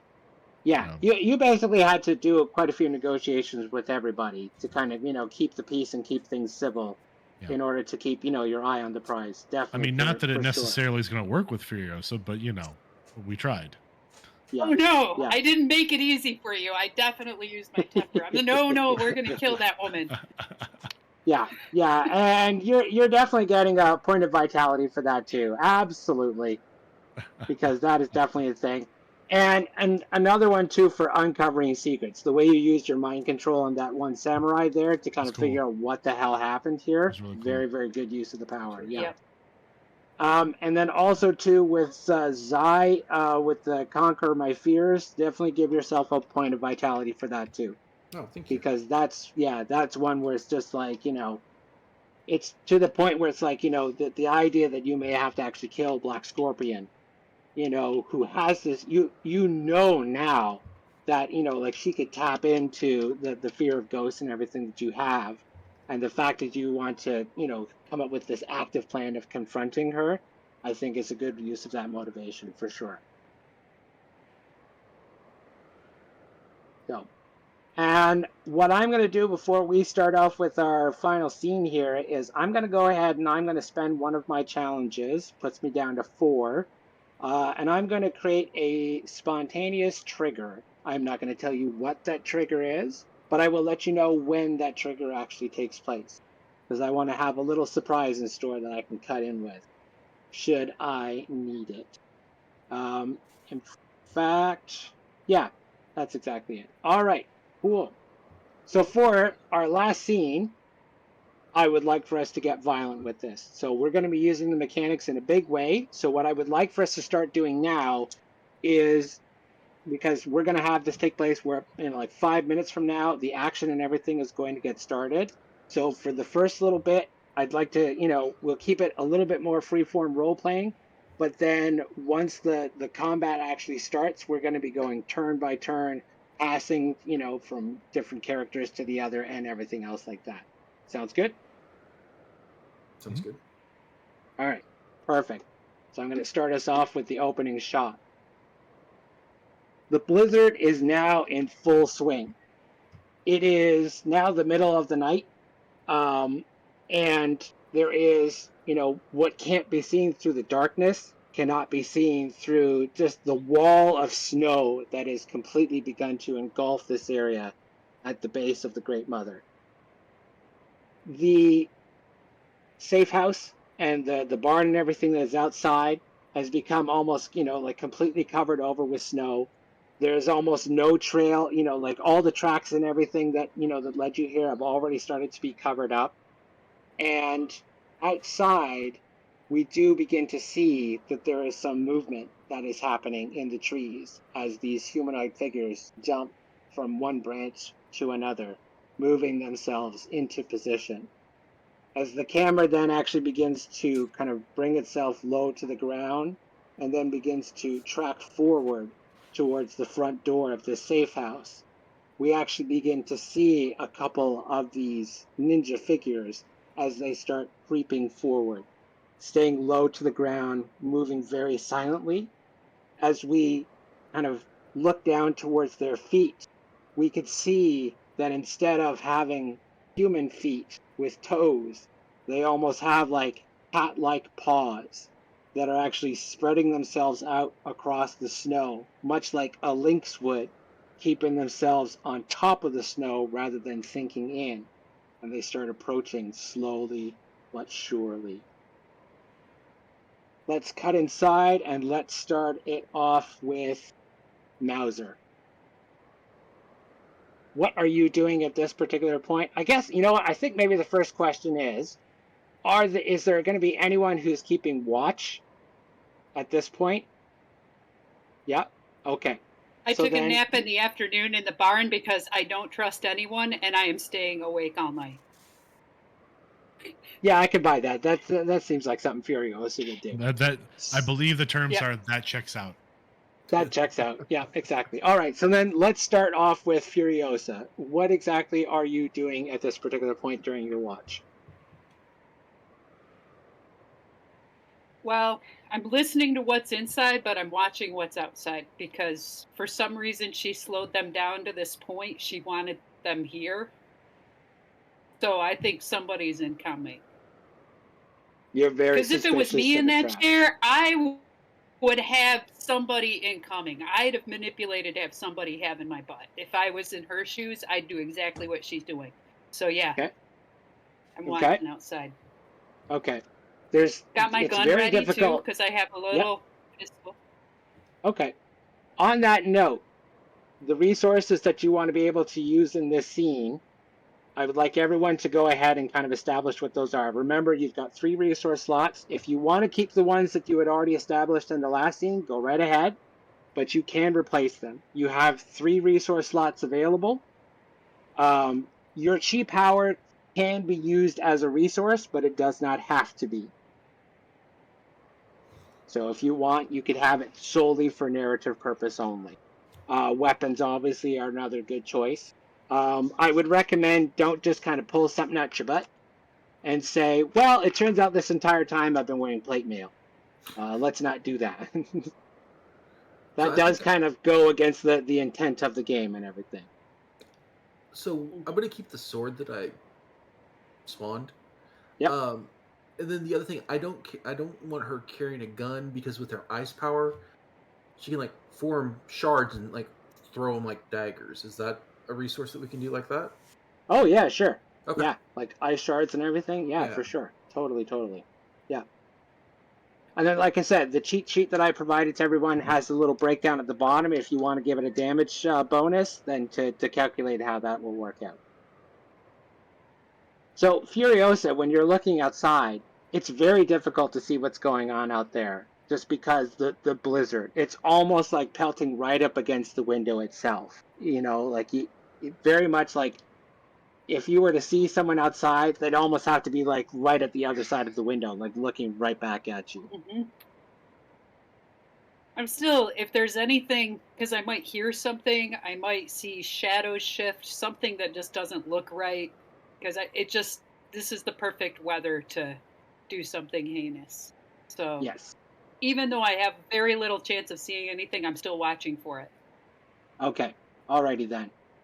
One of the things that you can do is you can basically kind of basically kind of set what's known as a trigger in the game, where the idea is that you're kind of holding your initiative to go off in the event that something particular happens.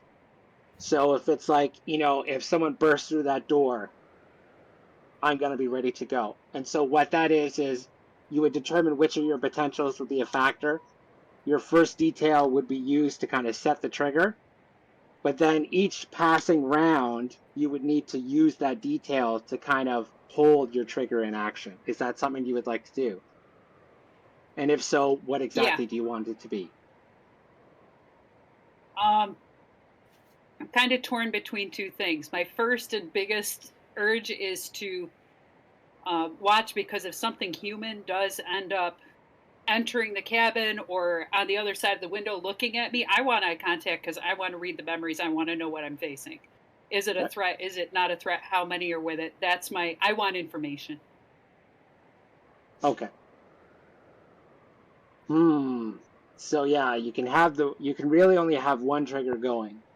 So gun is more for show. I'm not really doing anything with it. I don't really use them, but it looks good if you're on guard and you have a gun out. But I'm watching to make eye contact. I want the memories. So if a human does come up, that's my goal. I want eye contact. I want to know what's going on. Okay, so like the first human, more like, and just to get clarity, do you want like the first intruder to come in with eye contact, or even anyone inside here? The first intruder. Okay. Intruder. Not in here. Okay. I got that from the guard. I'm not even going to try to do it with the Lord because I don't know if he has any gifts or if I might end up in a chair with a bag over my head if I try to do anything with him. So I'm going to leave him alone. Okay, so you're triggered. Now, which potential do you want to have for this? I want the potential. I want I want to go for the eye contact so I can read the memories. I don't want to influence them yet because I don't know.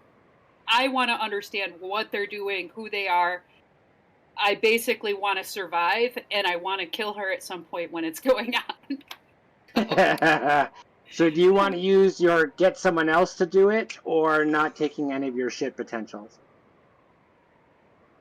Not taking any of your shit, because this is my sister's shit. I mean, like that black scorpion woman I've never seen before shit. So yeah, I'm not taking her shit.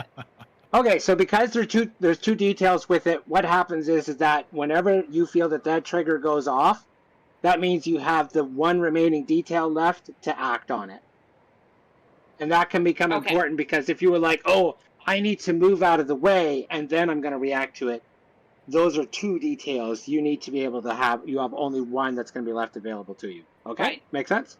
Okay, right. Cool. Yep. So you're keeping yourself ready for that. All right. Now, I would like you to pick someone else, one of our other lead characters, who is starting to wake up and stir at this moment. Darius. Oh, Darius, it's up to you.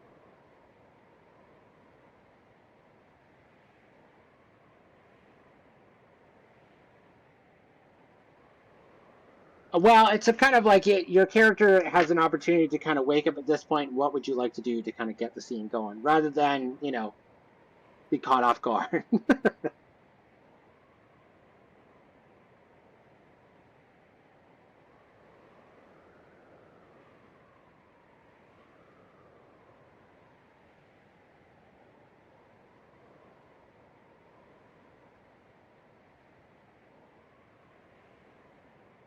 Okay. All right. Sounds good. Sounds good. That shouldn't require a complication roll. We could easily establish you first wake up, kind of, look around, notice that a lot of people around you are asleep. Furios is clearly not paying attention to you, even though she's got a gun drawn. I will not look at you at all. I don't want to know. I'd rather your hands were untied. So yeah. Go for it, buddy. So now, which potential do you think that you'd be using at this point? Okay. Gotcha. And that has 3 details to it. So your first detail, you could easily use that to basically untie yourself oh so subtly. No need to roll for that. You've got 2 other details. Is there anything else in particular that you want to do at this point?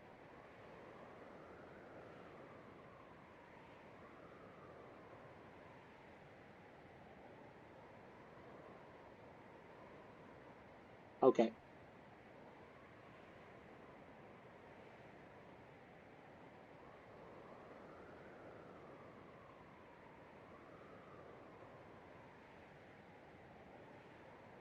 You don't have a weapon at this point, which should be noted. You did have a knife, and Mauser took it from you. I keep wanting to say Marius. Not a bad name.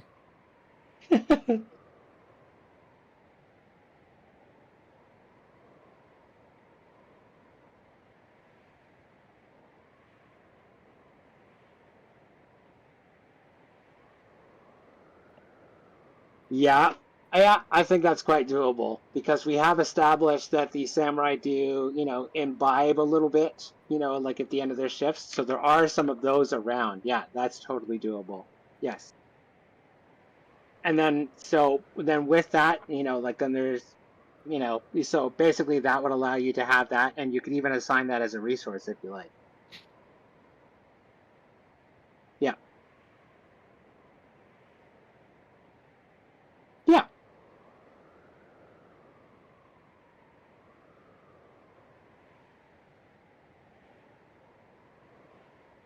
Oh, so prepping a Molotov cocktail. I like that.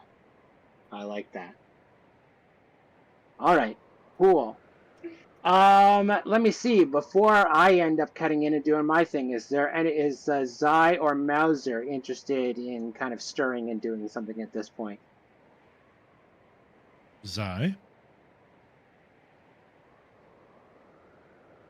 Zai, appears to be sleeping, was probably sleeping with one eye open, and Furiosa's kind of restlessness at the window has me on semi alert. So I've got half an ear cocked. I've got, sleeping with my sword in my hand on my chest, so to speak. Not looking like the samurai outside because that would be creepy. But I'm just waiting for it to go down because I just feel like we're gonna get violent soon. Gotcha. So Zai has not really been able to sleep soundly at all. No, just like every time there's a creak or a bump, it's like kind of eye pops open and look around. Yeah. And then try to doze back off. That kind of Yeah. situation. Yeah. Mauser, is there anything that you would like to do or have at the ready, or is Mauser zonked right out?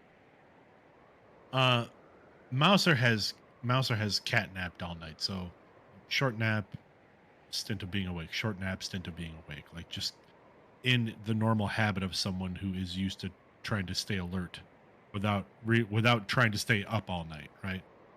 Okay. Um, Okay. the resources that Mauser's bringing to bear is that Mauser's got his pistol. Um, is going to Mauser would have brought in his Winchester repeater, so he does have that at the ready. But in the process of like kind of waking and checking on his prisoner, um, Darius will find his Colt pocket revolver Okay. Okay. has been tucked underneath the seat that he has been sitting in. So it's kind of like at the small of his back, just in case. Okay. All right. Sounds good. So what I'm going to say then is Zai and Mauser, the two of you, when the proverbial shit begins to hit the fan, because the two of you are basically lying prone on the ground, like in a somewhat unprepared state, the two of you are going to need to use a detail in order to get yourself up. Okay.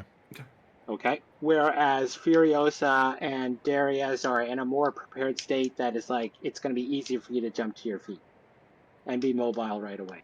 All right. Works for me. So, on the other end of the safe house, one of the samurai gets up with a yawn, just gets a big stretch, and right away, just all of a sudden realizes it's just like, oh, I really gotta go.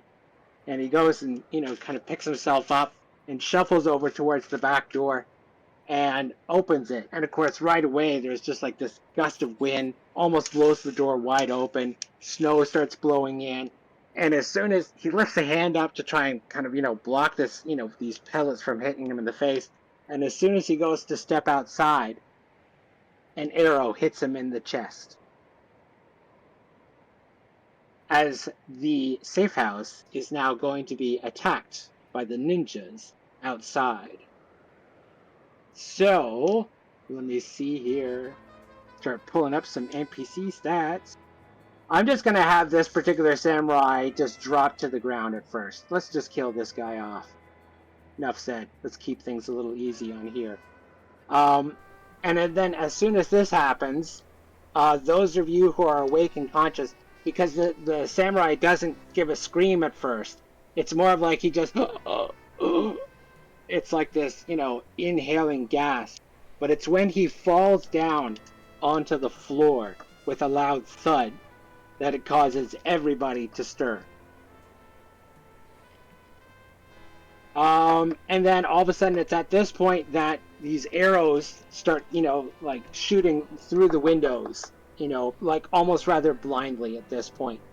What I'm going to do for that is I'm going to have them roll.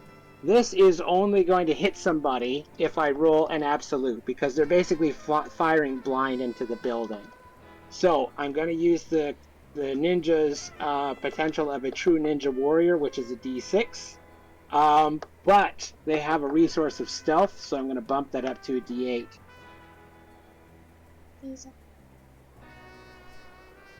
And I rolled a 4. So basically there are arrows that are pelting and everything inside, but no one else gets hit at this point.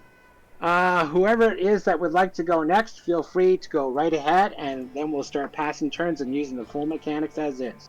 Who would like to go next? I don't want to be in the window at this point. I just want to move I'd like to be right near the door so that I can make eye contact and greet our first visitor that comes in that way. Alrighty then. Or by the window. Maybe I'll just tuck by my window, because ninjas don't use doors. So I'll tuck by the window, because I'm sure sooner or later somebody's going to come through the window. Okay, now, do you want to still keep your trigger ready in that place? Yes. Okay, so in that case then, so you're still going to be using the same potentials before. So at this point, you're kind of readying yourself, like close to the window. Yep. Bye, bud. And, and they're basically holding and waiting for someone to basically smash through the window itself. That's how I understand what you're doing? Okay. Yep. Cool. So we'll hold on to that then. Who do you want to pass to next? Now, you can pass it of the characters that I'm controlling. We've got the ninjas that are outside. There's the samurai. There's Lord Shinzei. I'm also going to say Black Scorpion is an option, but she is tied, gagged, and drugged at the moment. I was going to say, I don't know if she's awake. I have intentionally not talked while I've been inside, just in case she does wake up. I don't want her to hear my voice. I already spoke once. She probably knows who I am, but I don't want her to realize I'm here. Yeah. So I'm going to tap Zai, who's been sleeping next to me, and wake Zai up fully. Okay. I am not going to activate Black Scorpion, but if any one of you decide to pass to her, then I will have her do something. But until then, I'm going to leave her dormant for now. Okay, so, Zai, you're up. So I feel Furiosa tap, like, shaking my shoulder. I'm awake. And I just kind of roll up to one knee, assess the situation. I kind of bamf out like 3 shards of ice in my left hand, and I've got my sword ready in the right hand. Okay. Which of your potentials are you using? You don't want to see me mad. Oh, that'll definitely do the trick. Alrighty then. You wouldn't like me when I'm angry. Yeah. So, and obviously you need to use your first detail because you're picking yourself up off the floor, correct? Yep. Okay, and then getting yourself into a stance and everything like that. There's your second detail. And then for the last one, now, no one has actually stepped itself inside. Did you want to use that second detail as more of like setting a trigger for when somebody does? Yeah, I'm gonna wait. Furiosa's got the window covered right now. I'm going to. There's several windows. Don't forget. Okay. Yeah. Then I'll multiple windows. I'll take the whatever windows opposite of Furiosa. Okay. So yeah. Okay. So do you want to do over towards the back door because you know that there's somebody back there? Yeah. Okay. So Zai goes and positions herself over towards the back door, and then basically readies the trigger. What do you want to do? Is it if you see somebody that you attack them, or when they come inside? What do you want to use to set that trigger off? Yeah, if someone comes in through the door that isn't a samurai, gotcha. I'm not going to even ask. I'm just going to stab. Gotcha. Okay, sounds good. Who do you want to pass to I next? just imagine Sai asking, "Excuse me, Yeah. Yeah, that's right. Friend or foe? before I stab you, let me just clarify." Samurai or ninja? It just Yeah. points at the clothing. He's like, come on, come on. We'll pass it off to Mouser. Okay. Mauser, seeing everyone kind of moving, Mauser will get ready, get up, come up, get up from his seating position on the floor. And what did you say I had to do? Excuse me. You said I had to use a description, right? Yeah. So which of get your up potential? Yeah. Which detail? of your potentials do you want to use? Yeah. Oh, Yeah. You need a detail to pick yourself up off the floor. Okay. Yep. So the detail is, I think Mauser sits up with what you would consider like an old man groan. It's, no one likes laying on the wooden floor of a schoolhouse with like no padding or using your arm as a pillow, right? Yeah. So the detail is that he sits up. There is that like kind of creak and crack of like you can hear his back adjusting a little as he sits up. His hips pop, and then you get that. All right. We're gonna do this. Let's do this. Everybody keep your eyes on. Everybody keep focused. We'll get out of here. We'll get through this.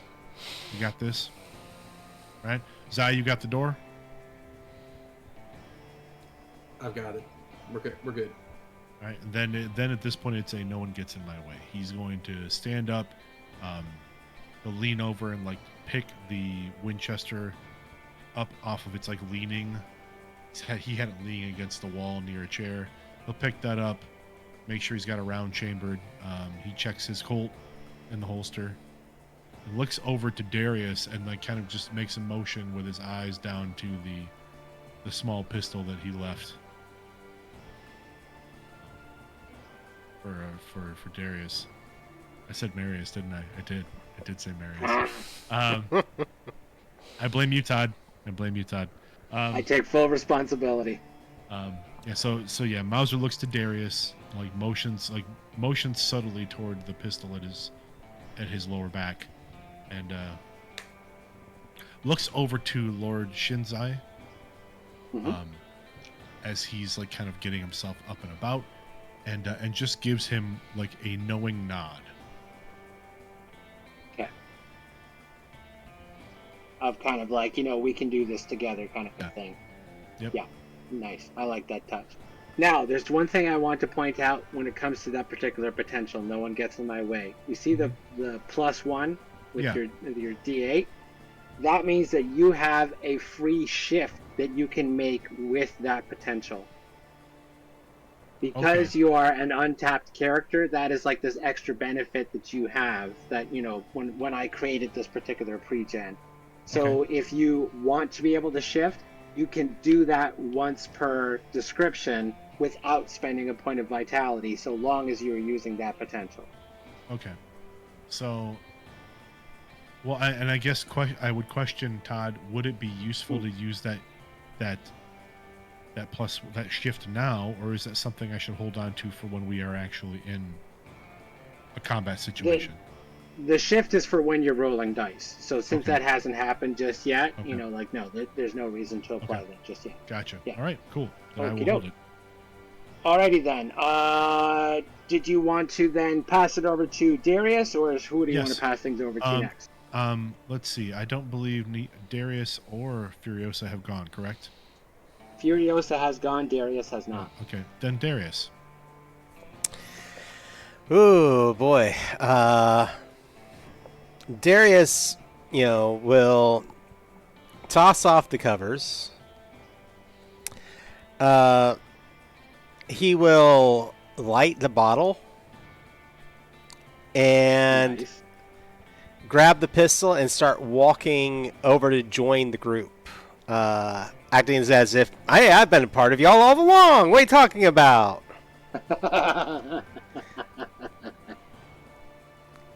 So Darius is walking over with a lit Molotov cocktail. Yes.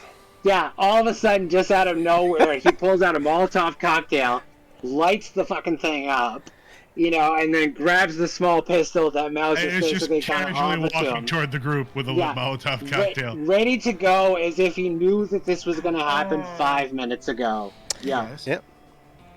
So, Anybody thirsty? I would say even too is like, so I of had all a the different potentials. thought. Yep. Sorry, what was that, Angela?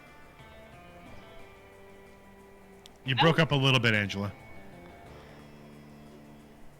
I sent a message and all of a sudden my screen went crazy. No problem. Hold on. Yeah, it'll do that. Is it bad? Am I better? Yeah. That's what I get for sending a message to the warden. I'm like, wait, I have this other idea. I just want to throw that in there and see if that, because I like it better. It's in my style. I don't know if it fits or not, but yeah, that's what I want my trigger to be. Oh, okay. I'm going to take a look at that right now. Ooh, secret messages. So, Darius, I would say of all the potentials that you're using, you could use neither seen nor heard because you were so sneaky about, like all this prep work and everything. Mm-hmm. And so, as a result, that still gives you one more detail that you can use. Because you didn't need one to get up, because you were already at the ready. You used one to light your Molotov cocktail, and use the second one to grab the pistol off of Mauser. Is there anything else that you want to do? We have not seen anybody yet, have we? Or is that a narrative thing that I can say that we see movement out beyond, like in the snow or something? Sorry, say that again? We haven't seen movement outside, or is that something I can take narrative control of and say I see movement beyond, so I can throw the the Molotov out the door or something? Yeah. Okay. Oh yeah, totally, for sure. At this point, they're definitely making an attack. So yes, you totally have narrative influence on that. All right. Then seeing the shapes and movement beyond in the snow, maybe the shadows or whatever, I chuck the bottle out the front door towards the shadows. Okie dokie then. So you're definitely gonna roll your neither seen nor heard for that. Now, because they do, I'm going to use their True Ninja Warrior potential, which has a defense of 3, but they do have their stealth going at the moment because they're sneaking around, they're using like the environment for cover and everything, so the defense is going to be a 5. So that's your target number. And if I roll an 8 on a D8? Ooh, that is an absolute. Yes! So, yes. Now, here's the thing with an explosive. That has, I'm assuming you want to use that with a damage bonus, correct? Yes, please. Okay. So, that is going to be a D4 plus 1 damage. All right, let me find a D4 here. Got it. Okay. Well, that is a 1 plus a 1. Aww. A 1 plus a 1. Okay. Now, that is going to add to the damage that you would already cause. So, the way that damage defaults is the difference between what you rolled and the defense plus a damage bonus. Oh. So, you're actually going to do 5 damage because you rolled 2, but would have got 3 by default. Oh. Okay, that works. Yes. So, you definitely killed one. What do we see? What does that death look like when you kill one of these ninjas? I just imagine him almost like walking up and chucking it from the side, and the bottle spinning in the air. The fire kind of making almost this pinwheel shape as it like slams into one of them, catching him in the side, the flames blazing up his side and starting to catch the fabric on fire. We hear a little Wilhelm scream as he kind of runs around with his arms in the air. And his friends jump away from him maybe so that they're not caught as much in the blast. But he's on fire and eventually just kind of falls in the snow, and we see the sizzle and pop and steam rising out of the hole he's now making. Nice. And sorry, whereabouts does he fall? Like still outside? Still outside, yes. Okay, but like right outside the doorway, or still kind of a little ways back? I just probably- want to make sure to establish if people can still use this doorway to get out if Yeah. they need to. Yeah, I was thinking like maybe Okay. 5-10 feet away. He's now just a slowly simmering body. Yeah. All right. Nice. And Darius is the first to spill blood, or at least burn it. Okay. Now, who do you want to pass to next? Because we've still got the samurai, Shinzai, and the ninjas outside to go. I'm actually. And of course, we do have Black Scorpion too, right? That is an option if you want to take it. Yep. I'm shifting it over to Angela. Then, Angela, if you'd like to go next, because I'm kind of curious with your character's action. Is Well, that? at this point, the 4 lead characters have now gone. In this Oh, round, so the other so- characters. Ooh. Yep. Yes, that's right. That's the beauty of Popcorn Initiative. If you save the bad guys for last, all the bad guys get to go all at once. Well, If you spread it out, then then there's different options available. All right. Things that would have been helpful to know beforehand. Oh, there's still other NPCs It's that okay. are semi-aligned, so it's okay. I'm kidding. I'm But- kidding. I'm just kidding. I'm kidding. We'll pass it off to a ninja. No, but if we're gonna try it both ways, then it's cool to do that the first round when everybody's getting warmed up. I mean, I'm open. Yeah. Yeah. Yeah. I'd say let a ninja Yeah. go. All right, let's do the ninja then. Ninja, go ninja, let's So go with ninja. one of their buddies burning at the front. Angela. At this point, with the other ones gathered around in the front door, I'm gonna say, and I always like the idea of randomly determining who it is that's gonna be, because you're all basically within, like within view around to the front door, except actually with Furiosa. Oh, and Zai, you're over towards the back door, are you not? Yes. So we've really just got the 2 in towards the front. So I'm going to roll a d4 to see who it is that I'm going to try and shoot at with a bow. 1 to 2 is going to be Mauser. 3 to 4 is going to be Darius.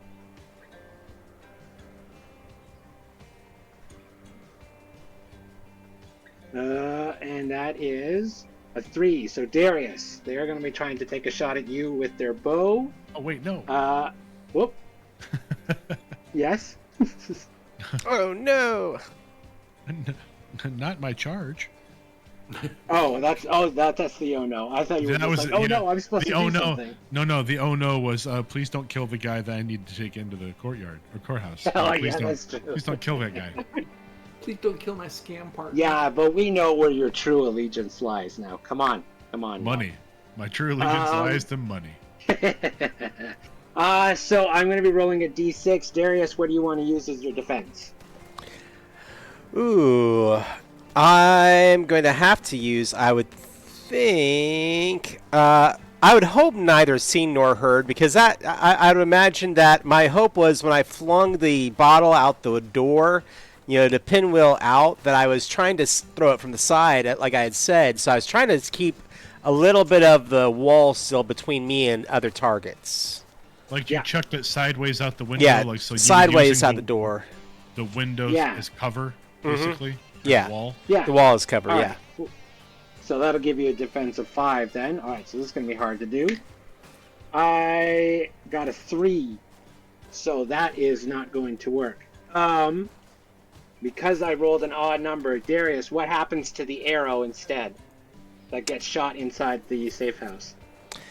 I imagine the arrow, because it would have been shot through the door, probably goes all the way across the house and buries itself in the fireplace, like right on the mantle.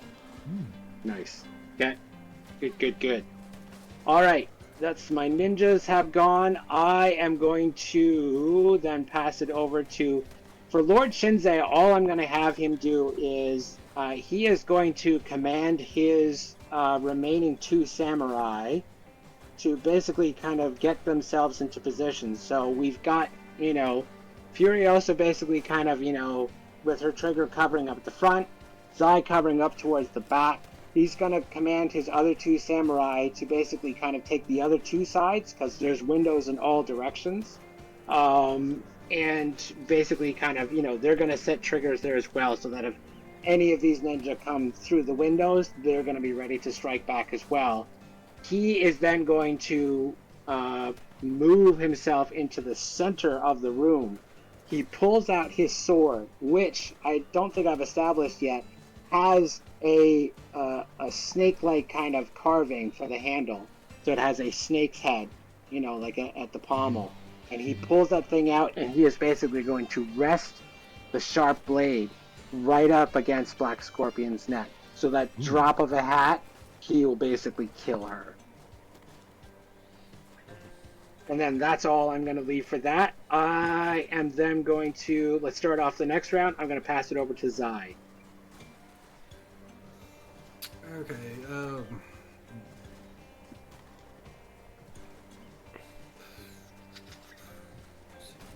I'm going to.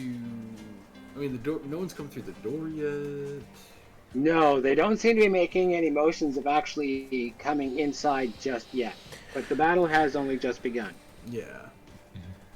So I think I'm going to look at Lord Shinzen and ask, why don't we be a little, let's be a little cautious. Why don't you inject her with more of that stuff that keeps her down? And then I'm just going to stand by the door, ready for someone to come in. Gonna keep your trigger and everything on hold? Yeah. Okay, yeah. Now, because of the way that this particular game works, if you want to have one of these ninja come in so that you can attack them, I say go for it. Oh. Because that is an option. You don't have to wait for me. It's only if I were to say, like, they refuse to come in, they've set kind of like a boundary line, they're trying to get you to come to them versus... Which I haven't, so if you wanted to do that, you can go right ahead. So you I can use your first detail to say that to Lord Shinzei if you want. Okay. Or if you want to completely reframe your turn, go for it. Whichever it is you want to do. Good. We'll leave that as the first detail. The second detail is turn my attention back to the door. I hear a creak on the outside, and I'm going to yank the door open and then stab the individual that was trying to creep by. Nice. And I take it you're using "you wouldn't like me when I'm angry"? Exactly, yeah. It seems like the thing to do at the time. Alright, Yeah. cool. That's definitely going to work. So you've got your D8. Your ice sword. You still have a damage bonus on that? Yep, +2. Alrighty then. Alright, so the defense of the ninja is going to be a 3. Because their stealth is basically kind of used up at this point. Like, especially coming through the door, he's going to... So I got a 3. I rolled a 3.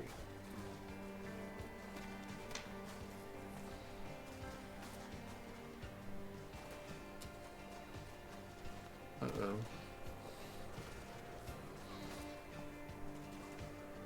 Is this on my end now? Oh, I hear you. No, I can hear you just fine. But it got choppy for a minute there. Yeah. Yeah. Oh, it text. He said he was frozen again. There. Am I He back? is totally Yeah, frozen. you're back. Wait, Yes, he's you're moving back, again yep. a little. Yep. We Yeah. got you. Can All hear right, you. There we Yeah. go. Okay. So you were just about to roll the dice when I last left off. I rolled a 3. Roll the 3. Okay, so that will be effective, but I would get to pick the complication. Do you want to spend a vitality to shift that up? I was going to ask. Yes. Okay. Go right ahead and do that. Okay. These ninjas are what's known as extras. They cannot shift. Oh, So cool. they can't counter that. So if you want to, it's kind of like an advantage you have over them as named characters versus these unnamed extras. Gotcha. Cool. So like, so- or the scorpion. They Lord could do Shinzei is shifting. Lord Shinzei could shift because he has a name. That's basically how it works. Uh-huh. If they have a name, they can shift. Unnamed characters have less ability in High Plane Samurai because your Okay. name is one of the things that gives you power in the game. Gotcha. So what do you want to do as the complicate? Are you looking to just do damage or something else to this guy? Damage, yes. Okay. So in that case, then it's going to be 3 damage that you do because you rolled a difference of 1. and your +2 damage bonus. Okay. So there we go. Bring that down. How do you kill this guy? So What does it look like? So when I rip the door open, the guy kind of like freezes. I grab him on the shoulder, ram my ice blade in, and rip upwards, and then shove him back out the door and slam it. Nice. There we go. Perfect. Who do you want to pass to next? I will pass it to Furiosa.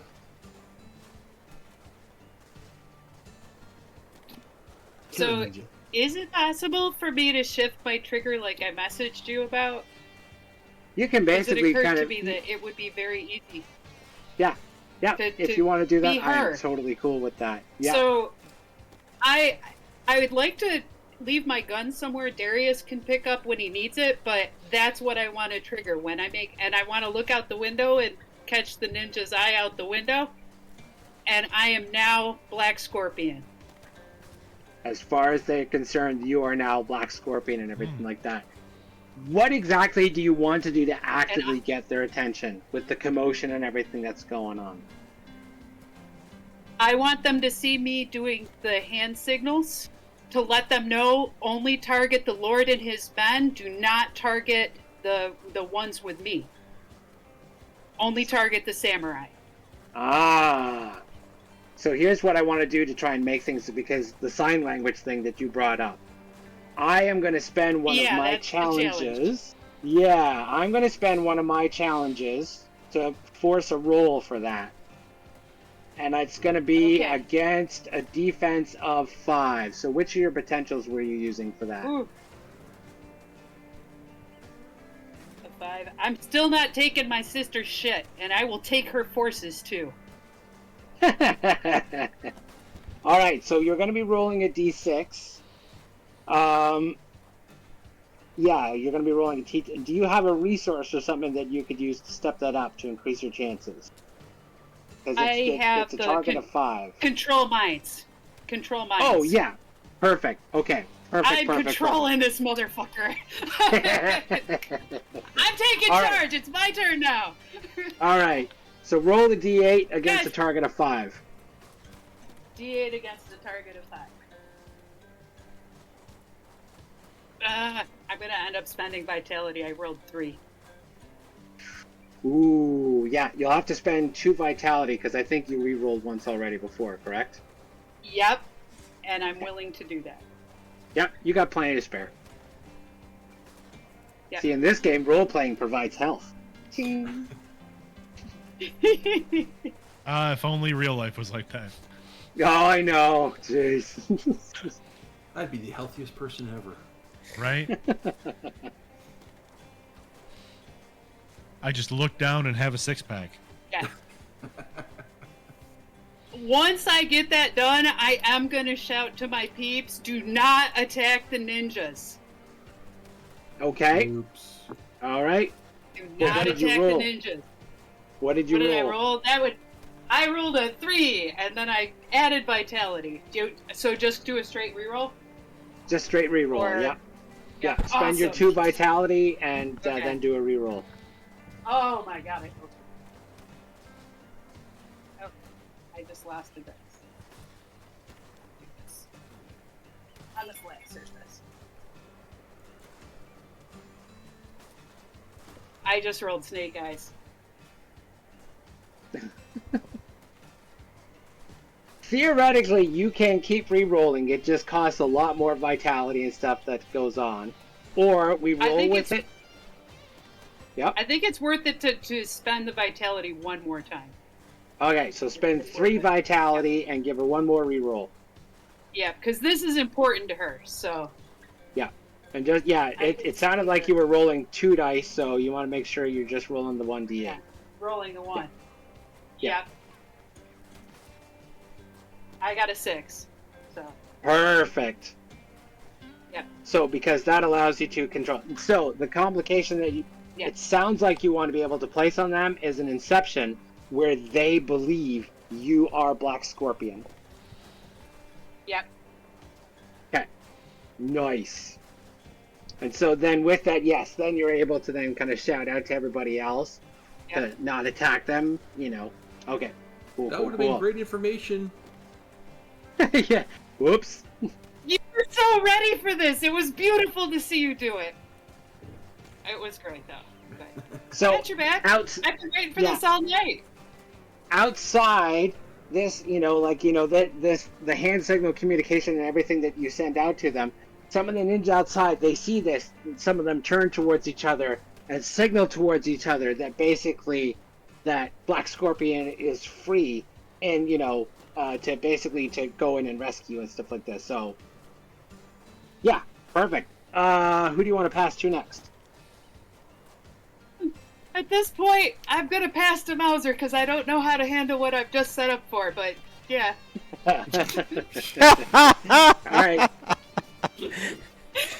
Hey, Mouse, it's your turn. This isn't my work. Get someone else to do it. That's our Furiosa. All right, Mauser, So, you're To up. be clear, Mauser watched Darius chuck a Molotov out the window and basically immolate a ninja. Mm-hmm. And then moments later heard Furiosa yell,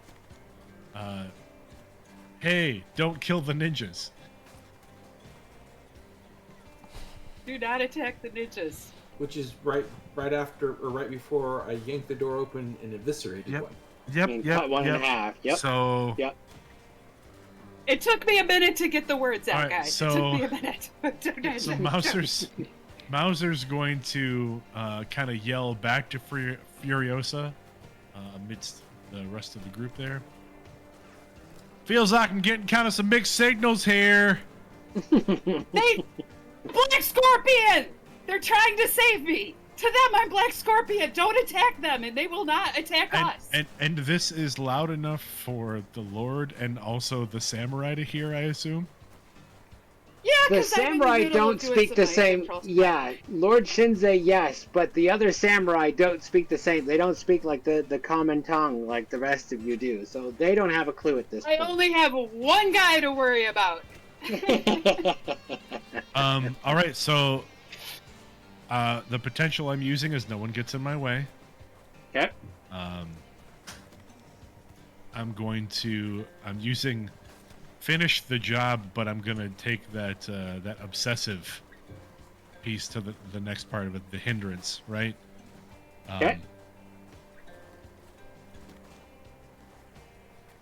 Mauser sighs audibly, like, and then levels his Colt at the Lord. Not the Oh, damn. And he doesn't fire. He's just holding the Lord at gunpoint, like just holding his gun on the Lord.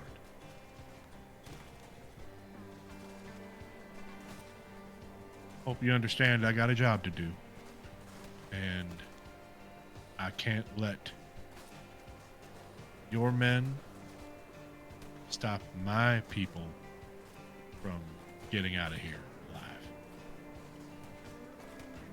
You have enough details that you can set a trigger for that if you want, so that if Lord Shinzei does something, that you can go ahead and kind of activate that trigger if you want.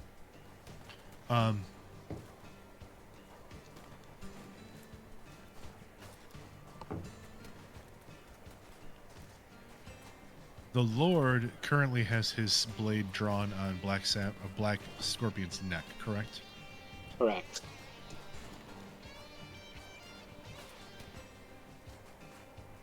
If the blade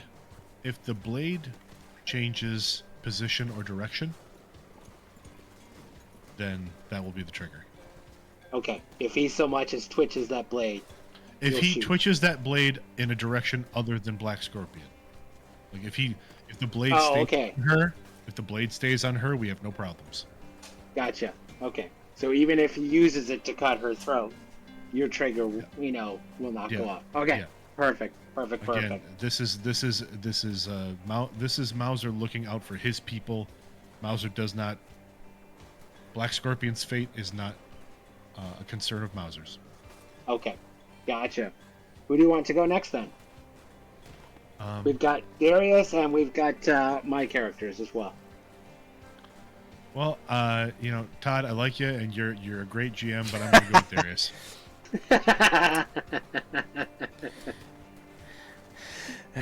Darius is just like shakes his head and is like, "Damn, y'all call me a thief, but I never stole a kingdom."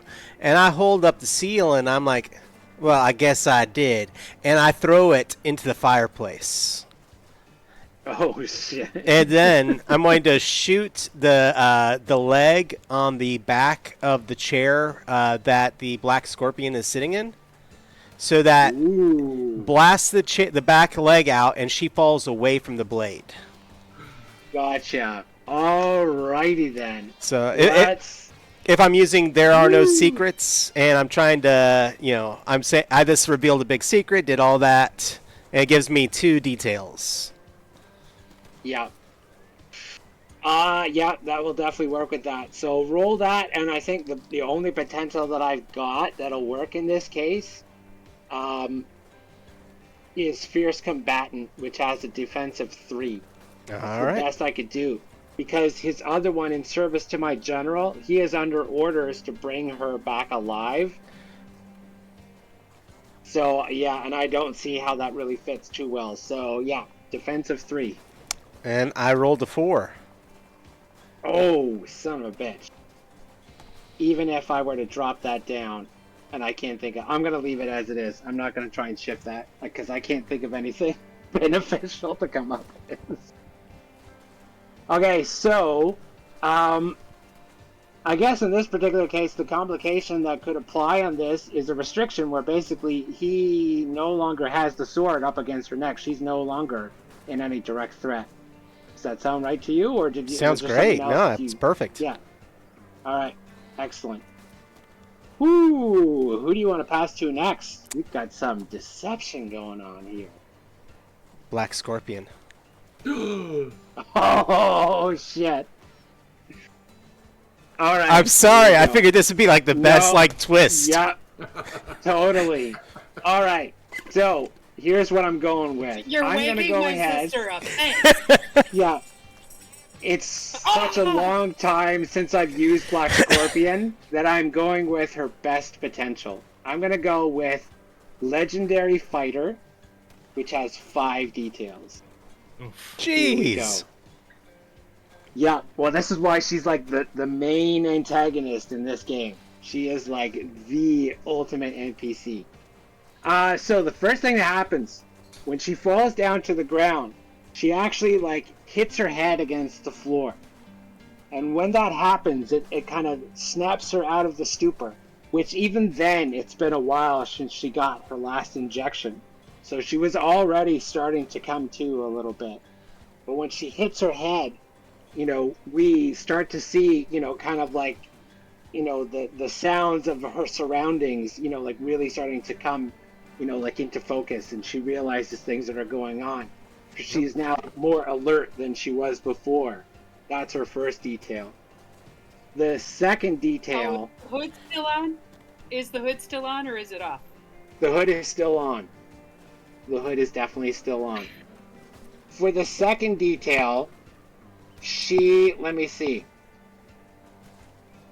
She rolls herself over, still tied to the chair, until she is now kind of lying on her back, like on the back of the chair. Mm-hmm. She then, for a third detail, is going to flip herself kind of over backwards, kind of over her one shoulder, until she is now seated back on her legs again, but away from Lord Shinzei. For a fourth detail, I'm going to have her snap her legs out from the ropes that have her tied to the chair, so she stands herself back up again. For her final detail that I'm going to use to attack with, she is going to flip herself in the air and basically kind of body slam into the side of Lord Shinzei, and basically kind of try and launch him in all of your general direction. Like using the chair as a weapon, essentially? Yeah, basically. And in the process, I might use this to instead break the chair.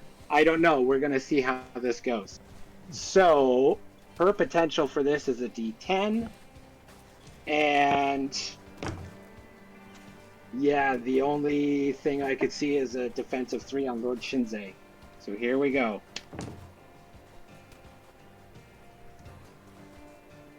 I got a 5. Shift that up to a 6.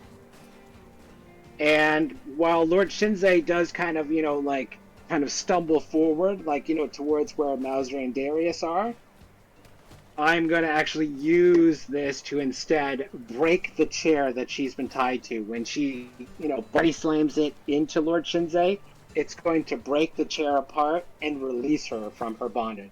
Still has the hood on, but she is now, no longer tied to the chair. And she basically stands there with these ropes and everything kind of just dangling off from her side, and just kind of stands in this room, and almost at this point, it's almost the perfect moment to do kind of this dramatic slow motion kind of horrific realization that possibly one of the most terrifying figures in the one land is now free to wreak havoc in this room. I am going to then pass it on to... You know what? I'm going to have... Sean, I would like you to play the part of a ninja for me. I'm going to pass it over to you, and I want you to be one of the ninjas. What would they do at this point? Yeah, let's mix it up a little bit. Okay. So as a ninja, do I need to have a specific number of details, or how do we do this? You'll have 2 details. That's the most that they have available to them. Okay. One of them is going to dive through a window, shattering the glass. Nice.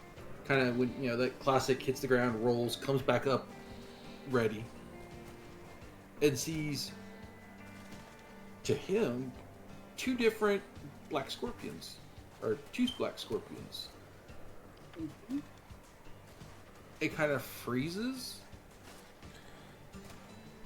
and then I guess just kind of, if he's near one of the other samurais, just one of the non-named samurais just stabs out, because that's what he was told to do. Yeah. Okay, kill the samurai. Yeah. All right, roll a d6. That's going to be a defensive 3 for those samurai. 5.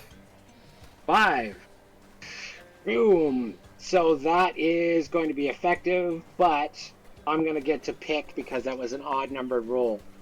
I'm going to say that that the attack, rather than doing any damage, it actually it goes through a little bit of the side of the samurai, and then almost causes him to be stuck against the wall.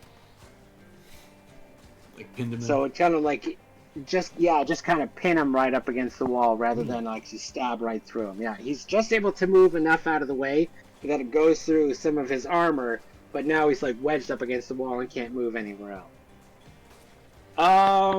And then, you know what? Let's counter, and let's have that samurai attack back. So while he is still pinned to the wall, he is able to kind of lash out, kind of awkwardly with, his katana, and kind of, actually what he does is he actually swings his katana around the top of his head rather than trying to actually reach backward and then try and actually, kind of slice across the top of the ninja's head that way. So that's going to be a d6 against a 3. I rolled the 1. Sean, you tell me what happens to this samurai sword as a result of this epic fail. So since he's kind of wedged against the wall, you said, and when he spins his katana around, he just cracks it up against like a support beam. Nice. And just the blade shatters. And the blade shatters. Okay. Nice. Very, very cool. Let's see. Lord Shinzei, what would I have him do, if anything? he's pissed, and he's going to try and go for one of you guys. Mauser, is it safe to say that you're basically kind of like blocking Darius? Yeah, and exactly, yeah. Darius is kind of behind Mauser. Yeah, that's what Again, I thought. All right. Darius being the goal, the safety goal here. So Yeah. All right, so he's going to end up attacking you using his fierce combatant potential, but I'm going to step that up to a D8 because of Naga, which is the name of his sword. Does this Yes. Does this cause my trigger? Yes, it absolutely does. Use your trigger first. Okay. Yes. All right. So then that would be no one gets in my way. Yep. Is the So that's a potential D8 there? you get to roll. And then Yep. the D8 with my resource is the Colt, which gives me a +1. And And that's a step bonus. And I'm gonna use the step up.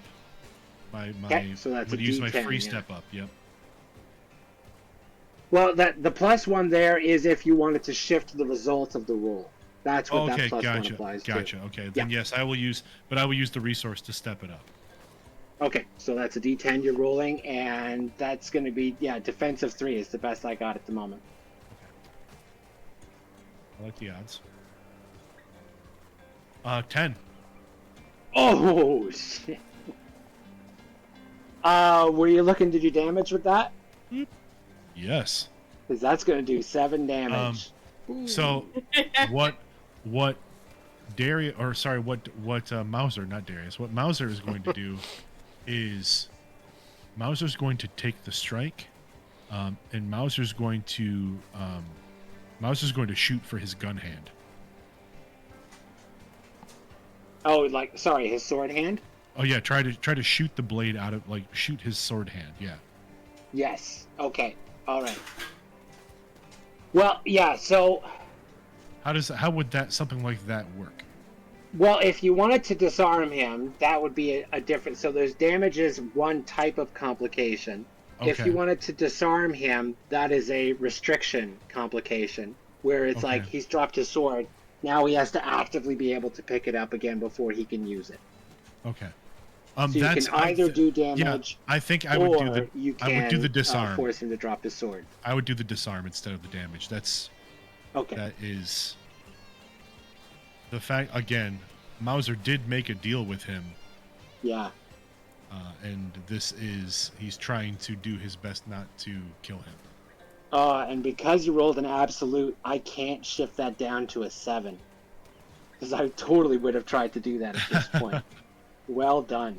Well done. However, I don't think I'm going to end up using them, but I'm going to give myself that extra challenge just in case. In case I need it. In case I want it. Okay, perfect. So now Lord Shinzei is disarmed. I'd like to say the shot sends the sword spinning, and the sword sticks into the mantle next to the arrow that was shot into the arrow. Yeah. Okay, cool. So now we have to go back to him actually trying to finish his turn. So instead of actually attacking with the weapon, let me see. I think at this point he's just going to try and go with good old-fashioned fisticuffs, because that is still a thing that samurai are trained in unarmed combat.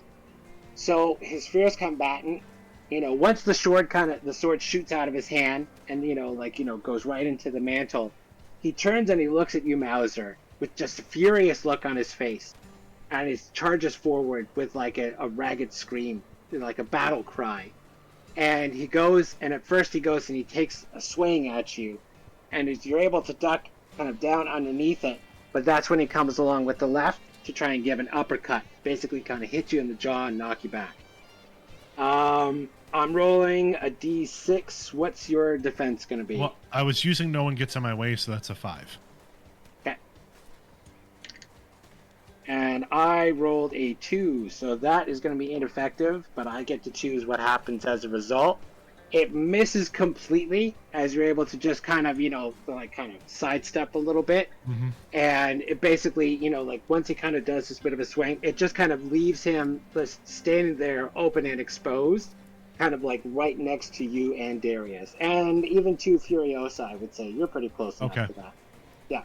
Okay, so that's all my guys. All the action that's been happening on this one end of the room. Let's start the next round over. I'm going to pass it to Zai to start us off the next round.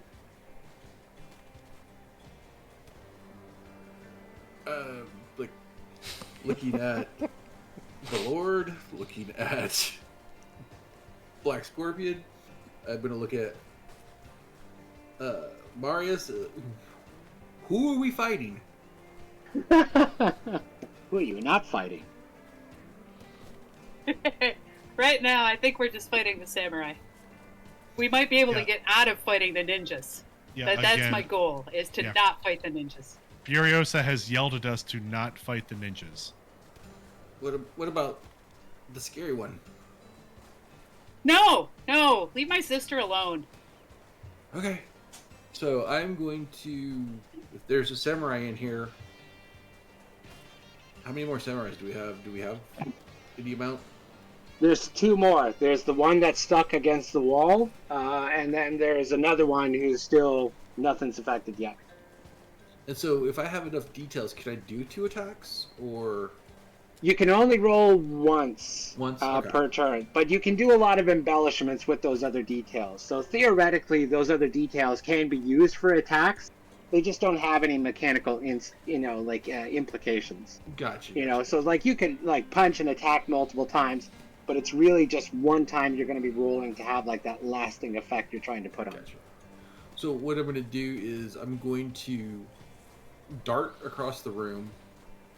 As I pass the one samurai that's not stuck, I'm going to side throw the 3 ice blades at him. So that's detail number 1. Okay. Detail number 2 is I'm going to run up to the one that is stuck in the wall, or on the wall, and just slice him as I kind of spin around to group up with everybody.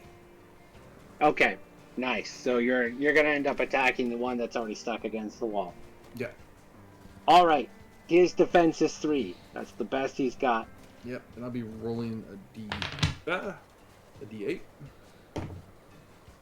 And that's a 2. So I'm going to spend one of my vitalities to make that a 3. Okay. Now, by making it a 3, I get to choose the complication that happens to the samurai. Are you good with that? Yeah, that's fine. Or do you want to spend that vitality and reroll instead?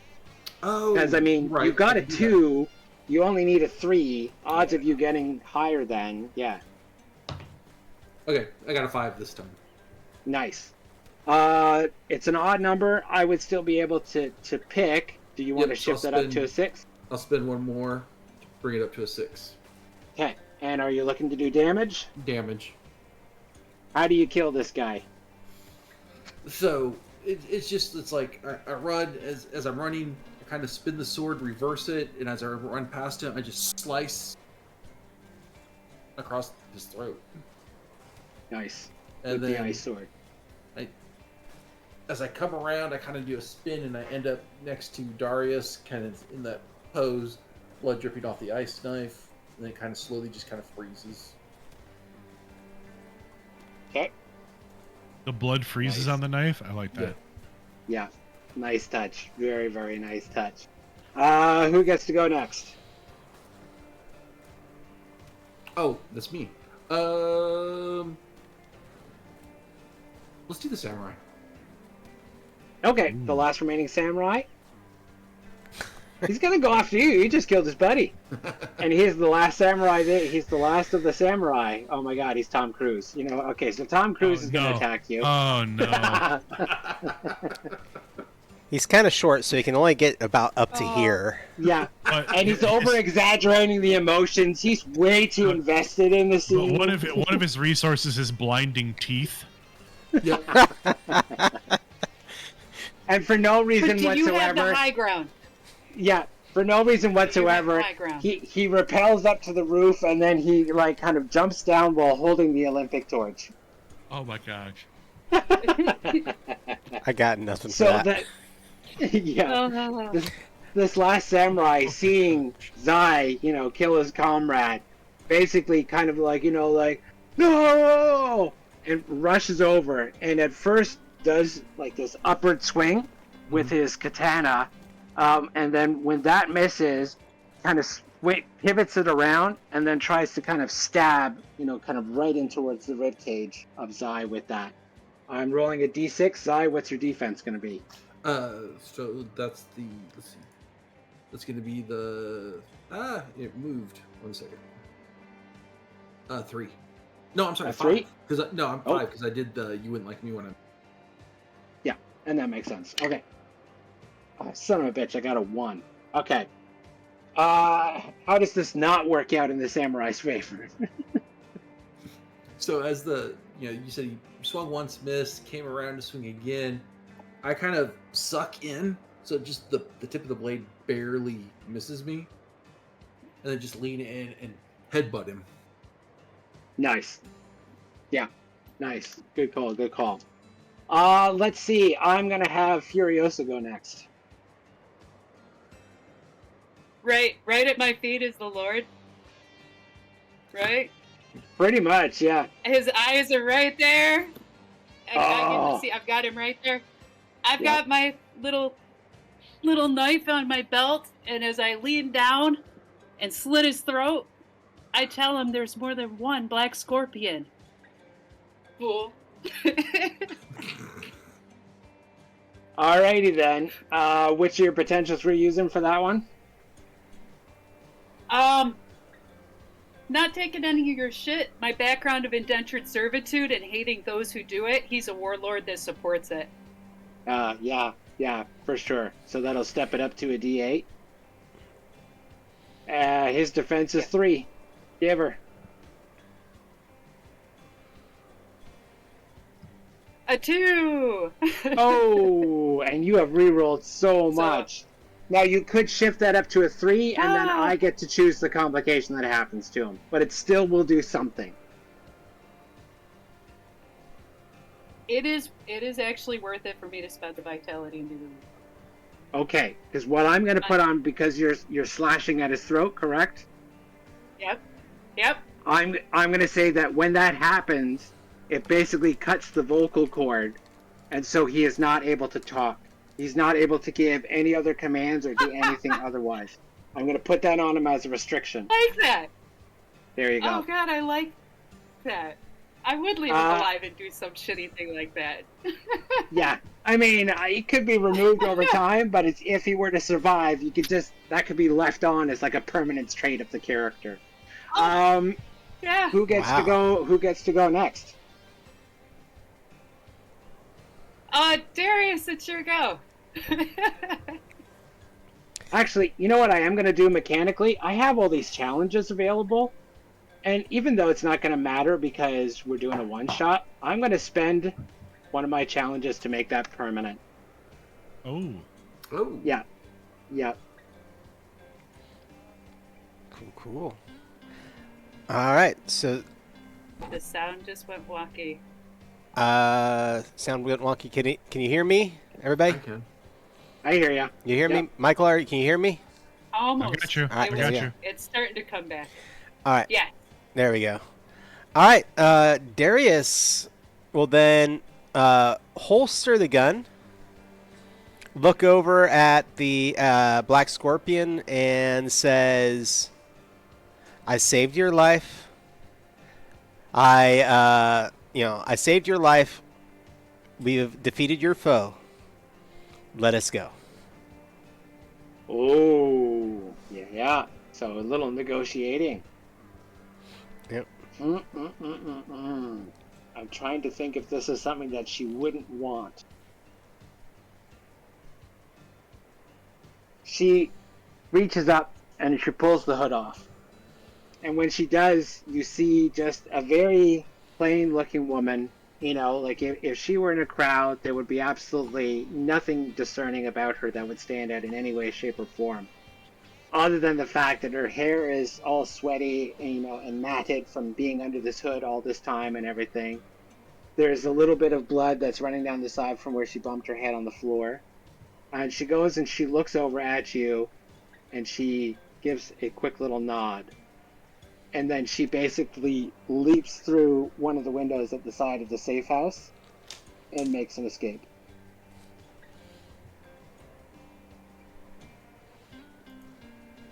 Yay, we I'm going to give you a chance if there's something else that you want to do.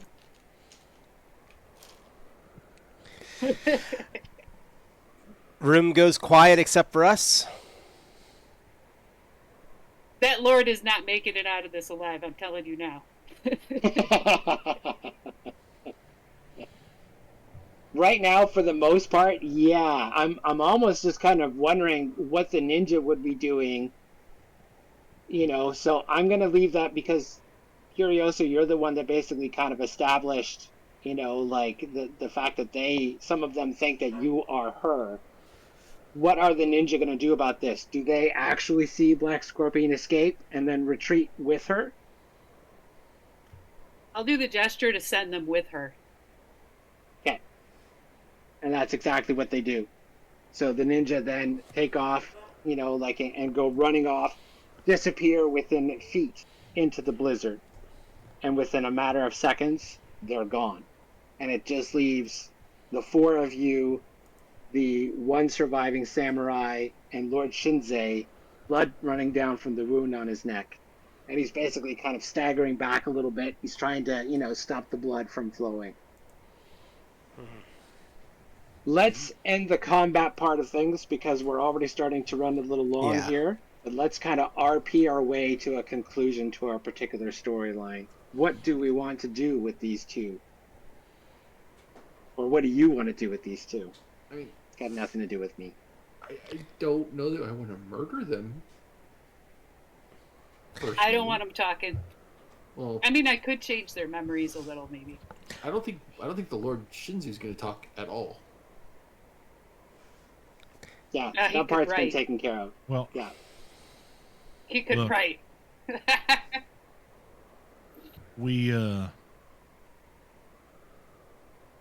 I think we'd best prepare to leave.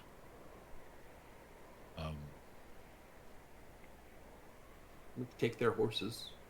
That delay them quite a bit. Mm-hmm. I'm not happy with how this has transpired, but what's done is done, and we have a prisoner to transport. Yeah, how did you get free anyway? Oh crap, how'd that happen?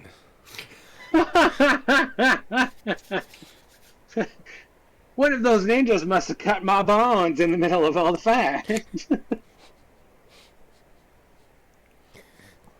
Well, and I just, I'm like, you don't want to wait out the storm? I mean, it's quieted. We can wait as long as we can, but at the end of it, we got to get we need to get clear as soon as we can. Yep. Yeah. Like if we stay in the tree line, the wind won't be so bad. We'll have a little easier. And this is already tapering off. So yeah, let's go. If we're leaving them alive, I want to take a second to make eye contact with both of them, and I want to muddle their memories up so that we're not here. Yeah. Okay. So they something happened, and for some reason, Black Scorpion escaped, but they don't remember you four specifically as being the culprits behind it. Okay. No. Cool. And we yeah. All right. We kind of leave them stranded here. You know, no, very unable to catch up to you or even the Black Scorpion and everything else like that. Perfect. So then, by the time that the sun begins to rise the next day, the blizzard has, begun to pass. There's still deep layers of snow that are around the safe house, but basically, and the horses are fine, more than, capable of being able to head out. And we finish off with the four of you kind of riding off back down the trail where you had once left off.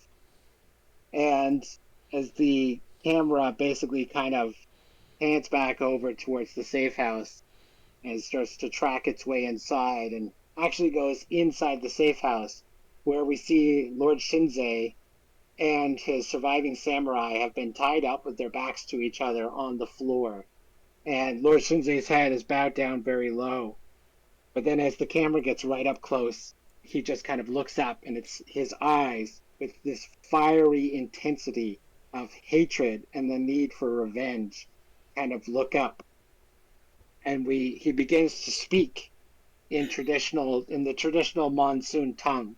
And the subtitles we see underneath that says, "When I find out who did this to us, I will make them pay." And then we get the old good, the bad, the ugly, and then it cuts to black, and we roll a credit. Nice. And that was High Plains Samurai. Cool, Awesome. cool. Very fun. I loved it. Thank you. Yeah. Thank you. Awesome.